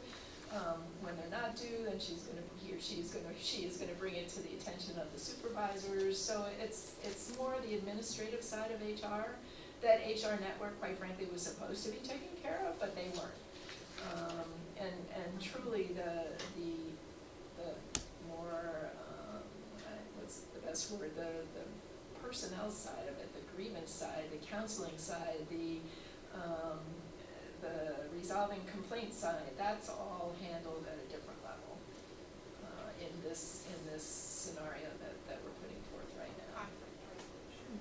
But who would do the handbook? Who what? Who would do the handbook? As far as policies, that's in the hands of the director. In terms of determining policies, actually, I'll take that back. It's in the hands of the director to make recommendations to the board in terms of how that's administered or how that's approved. This HR person does help interpret those policies, but this person doesn't make those policies. And if they're tough decisions to make, that person isn't out there on their own, they're working hand in hand with the director. And that's the way it should work, and I think it's the responsibility of the board to make sure that the director is functioning in that capacity. And unfortunately it broke down in the past, and I totally understand everyone's concern about that, but I think it was because the system that was in place, I mean, it is in place, that it's not the HR person, as defined here, that handles the tough calls. It's the director that's supposed to do that. And, I think the system in the past was that people were calling HR Network with their grievances, but they weren't, HR Network kind of washed their hands of it and didn't address those grievances, without disparaging anyone. The board at that time was not functional enough to handle any grievances that people had. Nor were they brought to them. They weren't brought to them, Yeah. right. They had enough things on their plate, as you know, Gwen. So, it broke down, the system broke down, but what I'm describing is the way it should be working. The only problem I have with that also is because of what happened in the past, the employees probably would be very distrustful. Unless it's really explained, they're gonna be distrustful that one of their peers is now the HR person. And that's gonna be hard to overcome. That's my concern. We lost a lot of good people in the past couple of years. I don't wanna see more people leaving. So I think there needs to be some kind of way that this is what the way the role of them go. That it needs to be really explained to the employees, because the morale is trying to get back up. That's my major concern. Randy, in the interest of time and order, yeah, I'm gonna Sorry. let us, hash this one out. We've got, your points are well taken, though. I would just say, I agree with you, Granny, as far as, having a clear delineation between what people view as the HR person, which is really more of a roles issue, regardless of what you call them. But, I read all of these over the weekend. I just reread the business manager one. I don't see anything in here under the core responsibilities that speaks to discipline, performance evaluations, promotions. It's hard in a small environment because everybody's a peer, really. But and I think this would be a good issue, frankly, to bring. Within the next couple months, we're going to be doing public forums for a new director, and I think bringing these kinds of questions and concerns to a new director, and how would you create an environment where it's explicitly clear to the staff, this is the business manager, but when it comes to issues that people view as typical HR, as far as the negative side of HR, that would fall with me. I would expect people would want to hear an incoming director to be able to clearly lay that out. Would be my feedback at this. And quite frankly, we're going to have an all-staff meeting on Friday, the 28th, and that was my plan to talk, because I do understand that there is a morale issue surrounding this question, but we also need to put in place a process that is effective. And I think it is, there is a clear differentiation, as Jason said, between what this person does. The other part that person would help us with would be recruitments. So just the paperwork related to recruitments and background checks, and if we decide to go with whatever we decide to go in terms of recruitment. So it really is more the, I don't want to say clerical, as Kylan said, transactional part of the job. And this is a new position, business manager. This is a newly titled position. It was, if you approve it, it was the staff accountant position, and this brings the staff accountant position into the HR realm as well. I guess, well, maybe not. Let's not get personal. Okay. All right. I would just like to say, I had my own qualms about this that have been reflected in what everybody is saying or has been saying. My qualms are completely assuaged by the granular description of what these roles actually are. I'm relieved to hear that you're right on top of, Cindy, on top of having an open conversation with staff so that it's perfectly clear. Because we know what our history is, and I think people just didn't know what to do. They didn't know what to do when they were having HR problems in their own job, in their own relationship with their supervisors. It was just a morass, and as you alluded to, the board didn't know what to do either. So I guess maybe I would add to just sort of the forward-thinking perspective on what to do about this, once it's approved, if that's what happens, and how it gets rolled out, is that maybe we come back and have another discussion. Maybe you could make a presentation to us, or maybe Nicole could, or to just make very clear to us maybe the same information that you're going to be giving to the staff on Friday. What are the procedures for conflict resolution for staff? because it involves us, so we need to be really, really clear on what those processes are. The other thing I didn't say, and I should say, is most of the functions that you see on this job description are already being done by Nicole, because the HR network failed us. And, you know, for whatever reason, whatever reason, they failed us. Yeah, for anybody that's worked, you know, one-on-one with HR Network, they were very disappointing. And there was no resource there at all. So I look at this as more of almost a patch to get things going, to get things, you know, to the next director. If there are changes that need to be made, then they'll let us know. But for me, this combination of things works pretty well because it addresses an acute need we have right now. We're a rudderless ship when it comes to HR. So I'd like to see that change. Well, and I also would just call back to the comment you made earlier, Cindy, that, you know, in the budget this year, we're anticipating bringing in somebody to do a full HR audit. So if for some reason they look at the system that we have in place with this new description and they go, whoa, like there's no way to ensure like fair accountability for staff, we gotta do something different. We can do something different, but I think, you know, correct me if I'm wrong, but these job descriptions are largely reflective of what's happening now. Okay. Okay.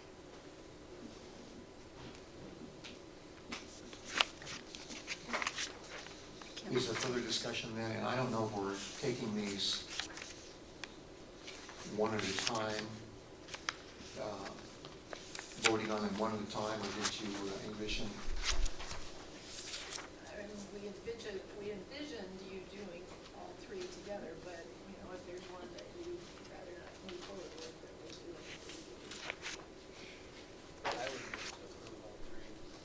Okay, good. I would as well. So, all right, so we've got a motion and it's been seconded. Is there any further discussion then on any of these job reviews? Is it possible to find out, before we make a formal vote on these, how the staff really feels about any and all of these? Because what you're doing is that we're doing two things. And I'd like to know how the staff feels about these three new positions, essentially 3 new positions with different things being brought to them. And I don't know how, maybe they shouldn't have a vote. I can address that to a certain extent. And I think that, you know, we are trying to build trust with the staff. However, sometimes it's hard to realize that things have to happen in phases. And so I think, you know, some of the concern right now among the staff is that I didn't address every single position. The positions that I'm addressing now are kind of obvious. You know, we're eliminating 2 positions, and we need to incorporate some of those responsibilities into other jobs. Right. We need more, you know, people at the children's desk. So those are obvious.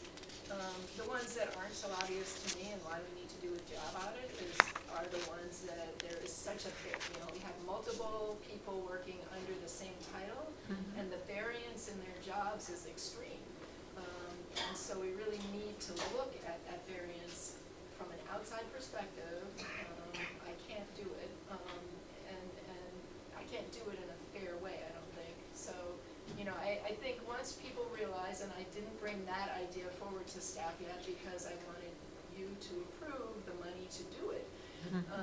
So I will be bringing that to the staff on Friday and tell them what we're going to do. So you know, I get that we have to build trust. I also get that people are very impatient. They want everything now. Right.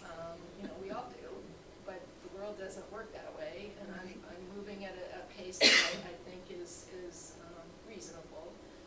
But I also understand that you know, there's still thoughts of, you know, there's some favoritism here, there's some, but you know, I don't see it that way. I see it as a first step in a long, maybe not long, but a process. Okay. And these were announced at the last staff meeting, the June staff meeting a couple weeks ago. And then followed up with an email.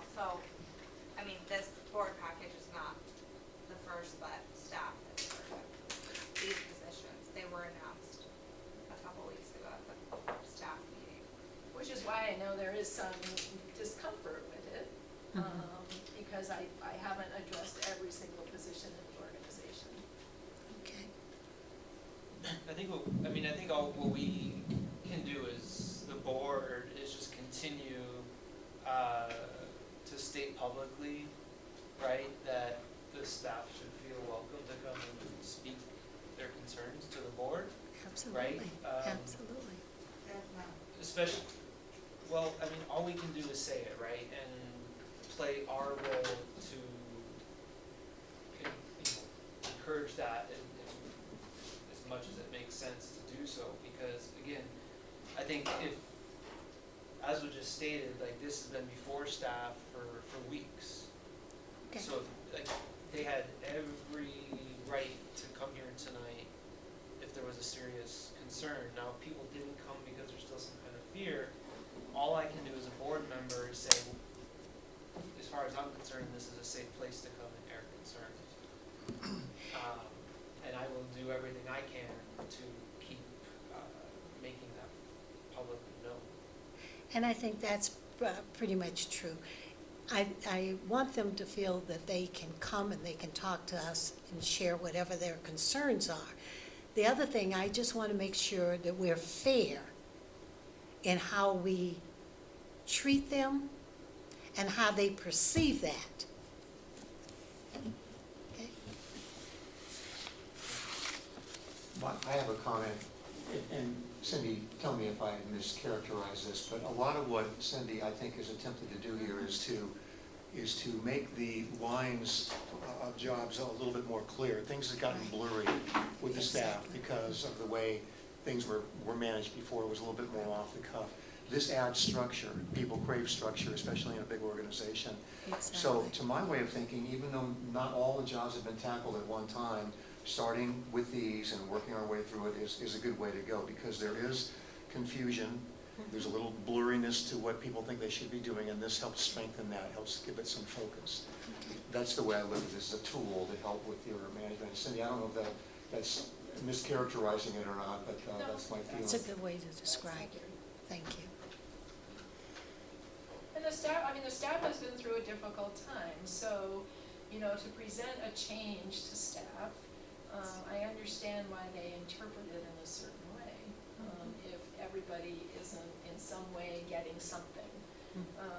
But, what I will say to you is I ask for patience in getting through all the positions and really taking a serious look at all of the positions and, doing it as it happens in phases. I think too, what I've been trying to impress upon staff is that my door is always open. And I wish people, rather than kind of grousing about things, would come forward to me, or if not me, their supervisor, which is really the chain that they should be going through. But, we've been in an environment of gossip and sometimes underhandedness, quite frankly, and we have to get beyond that. But it's not gonna happen tomorrow, we just have to give it some time, and I'm hoping in time, and I already feel some progress in terms of people's morale. It's not perfect, but I think it's better than it was. Thank you. And we just have to give it a little time, a little more time. And communication, and just keep communicating what we're doing, and hope that eventually people get it. Gwen, do you feel like your concerns have been answered? I totally agree with all that she has said, and I really appreciate the honesty that Cindy has brought to this in trying to make sure that people were heard and that her door is always open. I really appreciate the candor that she has, her personality, it's just wonderful. And so I don't have any quarrels about that. Okay, good. I want to make sure you're feeling I'm okay about good. this. I'm good. Because it has been moved and seconded, right, to approve all of these job descriptions as a one-vote package. Right. So, and if there's no more discussion, then we're ready for a vote on this. No more discussion? No. Okay, so all in favor, please raise your hand and say aye. I'll say aye. All right, and that motion now carries. Now we're on to, in the home stretch, on number 8G, the dress standard policy. Okay, well, once again, we're slowly going through policies and making changes where we think it's most appropriate to make them at this time. This was what I think is a simple one, just an amendment to the dress standards policy, to add a couple things. One would be the exclusion of t-shirts or shirts with potentially offensive images, and we had that issue come up, and, you know, I think it's good to have that in the policy. Also, to avoid injury, really, to wear closed-toed shoes when working with heavy book trucks and with furniture, and changing the wording in the current policy from violations of this policy will result in disciplinary actions to violations may result in disciplinary actions. So we're asking your approval of these revisions. I did have one question. I'm almost done with my sexual harassment webinar training that I've been working on, Kylan knows, for months and months. And the phrase, which, by the way, if you haven't done it yet, includes a lot beyond sexual harassment. And what jumped out at me is the second to last paragraph about religious dress and religious grooming practices, unless it is determined that the accommodation has an undue hardship on the district. Determined by whom? I mean, what does that actually mean? Well, that's a really good example, how we'd have to have an outside person, probably BB&K, to interpret. And that was in the formal policy.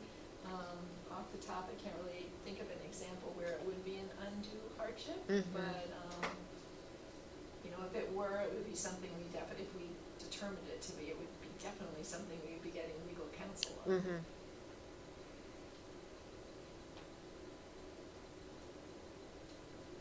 I guess We that's, can take that out of there. well, I guess, I mean, I don't know. Maybe it's kind of like something that Terry just mentioned about I don't remember what, but that it's kind of a placeholder until we can have the whole thing reviewed by an audit. I mean, it's enough for me to know that, of course, the mentality would be if there were an issue like that, we would need to have legal counsel weigh in on it, just because, you know, it could end up being First Amendment free speech issue or freedom of religion issue. So as long as that's our mentality, I don't need to change the wording as it is. Anything, Katie? No, I'm good. I mean, I think, yeah, religious accommodations and undue hardship are like, I mean, they're pretty well kind of delineated in like decisional law anyway, like terms. So, I mean, I think when I read this, my assumption was, of course, that it would be like a legal determination, but if we need to make that clearer, you know, we can do that. Yeah, I agree. I like the way that you carved out the exclusion too for casual days and so on. And I suspect when this was written, it was more focused on practices rather than grooming. So probably doesn't even belong here.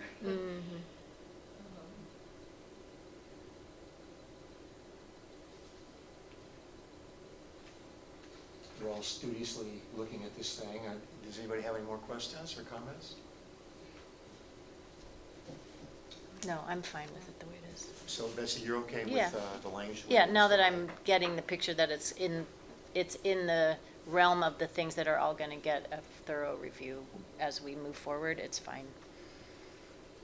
All right. Can I get a motion then to approve this dress standards policy? So moved. I'll second that. Okay, it's been moved and seconded. All in favor, please raise your hand and say aye. Aye. And that motion carries. Now we're on to the outside employment policy.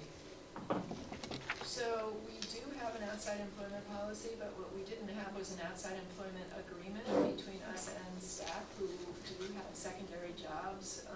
And most public agencies that I'm aware of, I don't know of any public agency that doesn't have an agreement that people sign or determine that, you know, have some conversation with their supervisor and possibly the director about what their outside employment is, so it can be determined whether it conflicts with their job.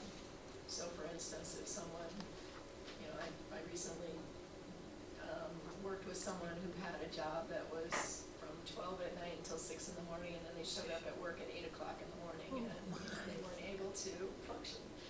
And so that outside employment impacted their jobs. So, you know, in my mind, it's best to stay up front. I have a job. I don't think it's going to impede my job here in Altadena, and that everybody mutually agrees. So I made a bit of a draft to the policy itself, based on what BB&K had suggested the outside employment agreement be. But it's virtually the same. But the biggest change is an outside employment agreement between us and our staff. That would be, and you know, I think the standard way of handling it is people are asked to fill this out once a year, and put in their personnel file.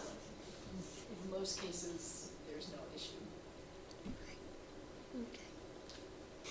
Do you have a number of people now that have second jobs at the library? I'm not aware of it because we don't have this outside agreement. I would assume at least all of our part-timers. Yeah, a lot of our part-timers, and you know, with part-timers, I can't imagine that there's ever gonna be a conflict.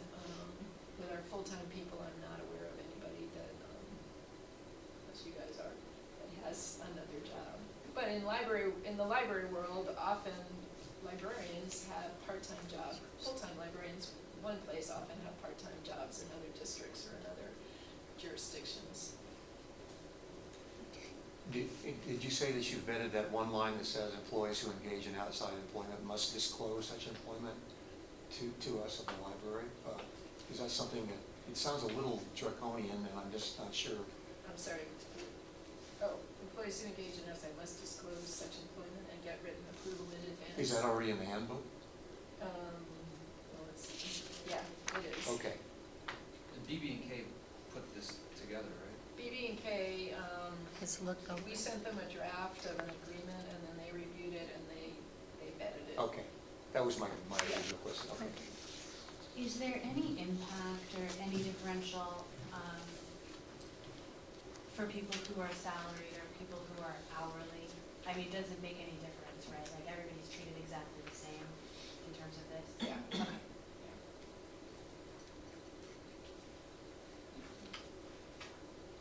Good. All right. Then do we have a motion to approve the outside employment policy? So moved. Second? Second. Oh, Gwen has seconded that. Is there any further discussion then? Nope. All right. All in favor, please raise your hand and say aye. Aye. That motion carries. And that brings us to number 8I, which is the review and approval of the proposal to purchase new chairs. So, in an effort to make staff spaces more comfortable and actually safer through ergonomics, we are proposing that every staff, full and part-time, receive a new ergonomic chair. So Christopher has been coordinating with the local vendor on that, and as you can see, the price of a chair for each person in the organization would come to about $17,000.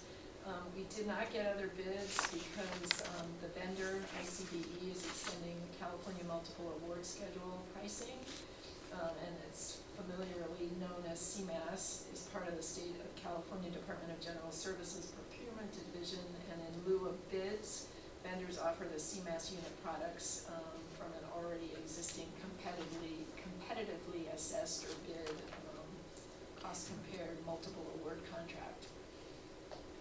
So I think these prices, our financial policy does say that we should, anything over 10,000, we should go to bid, but using the CMAS contract is the same. I mean, it is in lieu of bids, but it goes through the same kind of process. And so they take the least expensive bid through this process and apply it to our invoice, our quote. I like that they're an Altadena company too. Yeah. Yeah. well, she's a rep for different vendors, but she isn't. Okay. So the one question I had is I saw somewhere in here there was a built-in cost for setup. Does that include like somebody who's actually like an ergonomic professional setting the chairs up for each person, or? You can't vouch for her being an ergonomic professional, but the vendor is going to come in and Like fit it to each fit it to person, each right? person, Okay. yeah. Okay. And this is lower than your initial thought, I believe, about $3,000 lower. Oh, and the other good news on this is we can cover it in this year's budget, Okay. which is very cool. All right. Can I get a motion then to approve this? So moved. Moved Second. and seconded that we approve the chairs for the staff. Any further discussion? And all in favor, please raise your hand and say aye. Aye. And that motion carries. So, takes care of business and correspondence. Is there any, Everything, you've seen it before. I okay, think, I don't know, Cindy, if you sent the up-to-date staff association, but after the last board meeting, the staff association had a revised letter, which is also included dated June 4th, which I think is the same letter, just with the raise, the process, yeah. Or they had requested 4%. Yeah, they're both in here, but the second letter is the one that they sent after the board meeting. So that one's in there, and then the accountant letter, which sent you all as well, also dated June 4th. does the COLA get formally announced now, Cindy, since we passed it tonight, or is that how it works? Yeah. Okay. The COLA, yeah, we'll send out an email tomorrow. Okay, great. So, with that, are there any proposed future agenda items we'd like to discuss? Well, I mean, there's some discussion of the staff letter today, but I also, if I heard Cindy right, part of this HR audit that we approved, right, is gonna look at job titles, market pay, benefits, right? Like it's gonna include all of that? I don't know about market pay because that in itself is about $10,000, Oh. but we're gonna try to eke as much of it out of that budget as we can, yes. And we're thinking there, But the other part of it is to do an assessment of all the district's benefits for number one, compliance, and then perhaps a comparison to other similar jurisdictions. and what's our thought on when we actually get a report of that? Not July, right? No, I would say August or September.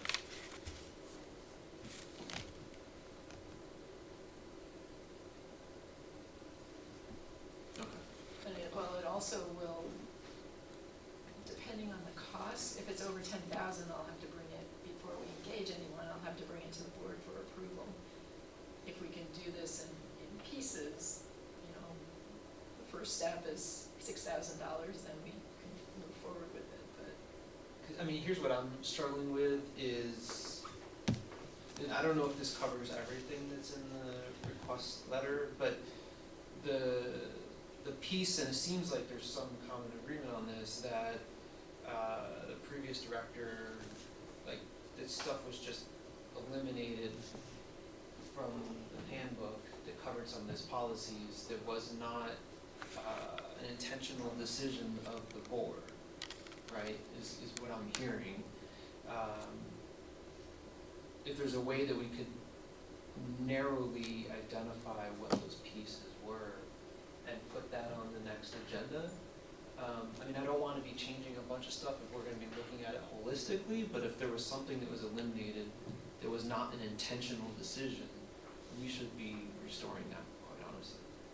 Yeah, and I'm not sure we're gonna be able to get that by July, Okay. but we're already starting to work on that Okay, internally.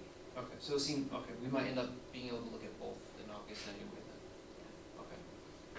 Is it, Cindy, I'm gonna ask your opinion on this, is it best practice or appropriate for us as a board to send a letter back to the staff association or to communicate some way beyond what we've done tonight to say like, we hear you, here's how we're gonna address those concerns, like, valid, got it, we understand, we wanna move forward in this particular way?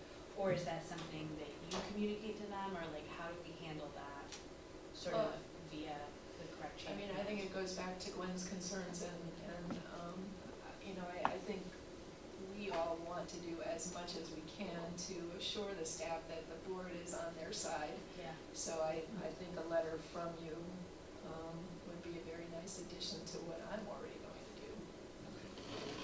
Okay. I think, I understand, everybody's looking at me.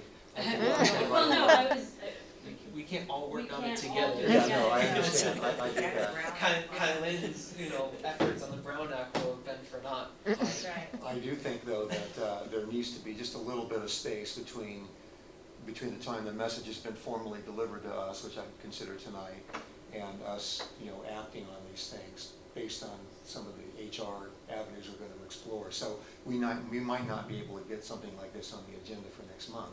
Well, But- no, no, no, I'm withdrawing that based on. Yeah, but just to say, hey, we got it, we're looking into this, and write an open letter and stuff, I can do that, I'll take care of that. Okay, good, Please no do. problem. could we see it before it goes? Sure, absolutely. And if you all want to sign it, that'd be fine too, I mean. Yeah, why don't we bring a letter back as an agenda item Okay, in. for July? For July, Okay, right? good, And we yeah. can kind of make sure that we're communicating what we All want to right, that communicate. sounds good. I think it's a good interim step. So for the next agenda, a response to the staff association. Yes. Maybe we can have a draft in the packet and then we can forward with you. But tomorrow, Cindy, you will send them out that we approve the 3.3. Oh, good. Yes. That ought to be great news for them. Oh, All right, so I think we're complete. Just one announcement before we adjourn, and that is that I will be out on vacation from July the 3rd to about the 14th, I want to say. Another vacation that's pending is you and Gwen I also. will be gone from the 9th through the next board meeting, but I'll try to get back before that board meeting. Okay, Yeah. so Gwen, is it possible for the next board meeting? I'm Betsy's a definitely definite gone. no. I'll be back in time. It might be the three of us for the quorum that we need, just to let you know that. And are there any other vacations or blackout days we should know about from? I'm gonna be gone the 26th through the 3rd, but Okay, so that's way after the meeting. that's like tomorrow. Oh, tomorrow. Like Wednesday, the 26th. Okay. You're not to ask you if you wanted to go back to your trustee reports, because I think we skipped that, but Oh, we it did. sounds like you're doing it now. Okay. So, and then tonight, Kylie needs all to sign that resolution, right? Just, you, Terry, and Katie. Okay. Yeah. All right, so with that, do I have a motion to adjourn? I'll move that. Okay. We all move it. Okay. I'll second it. Moved and seconded that we adjourn. All in favor, please raise your hand. Say aye. Aye. Thank you. The meeting is adjourned at 9:06 p.m.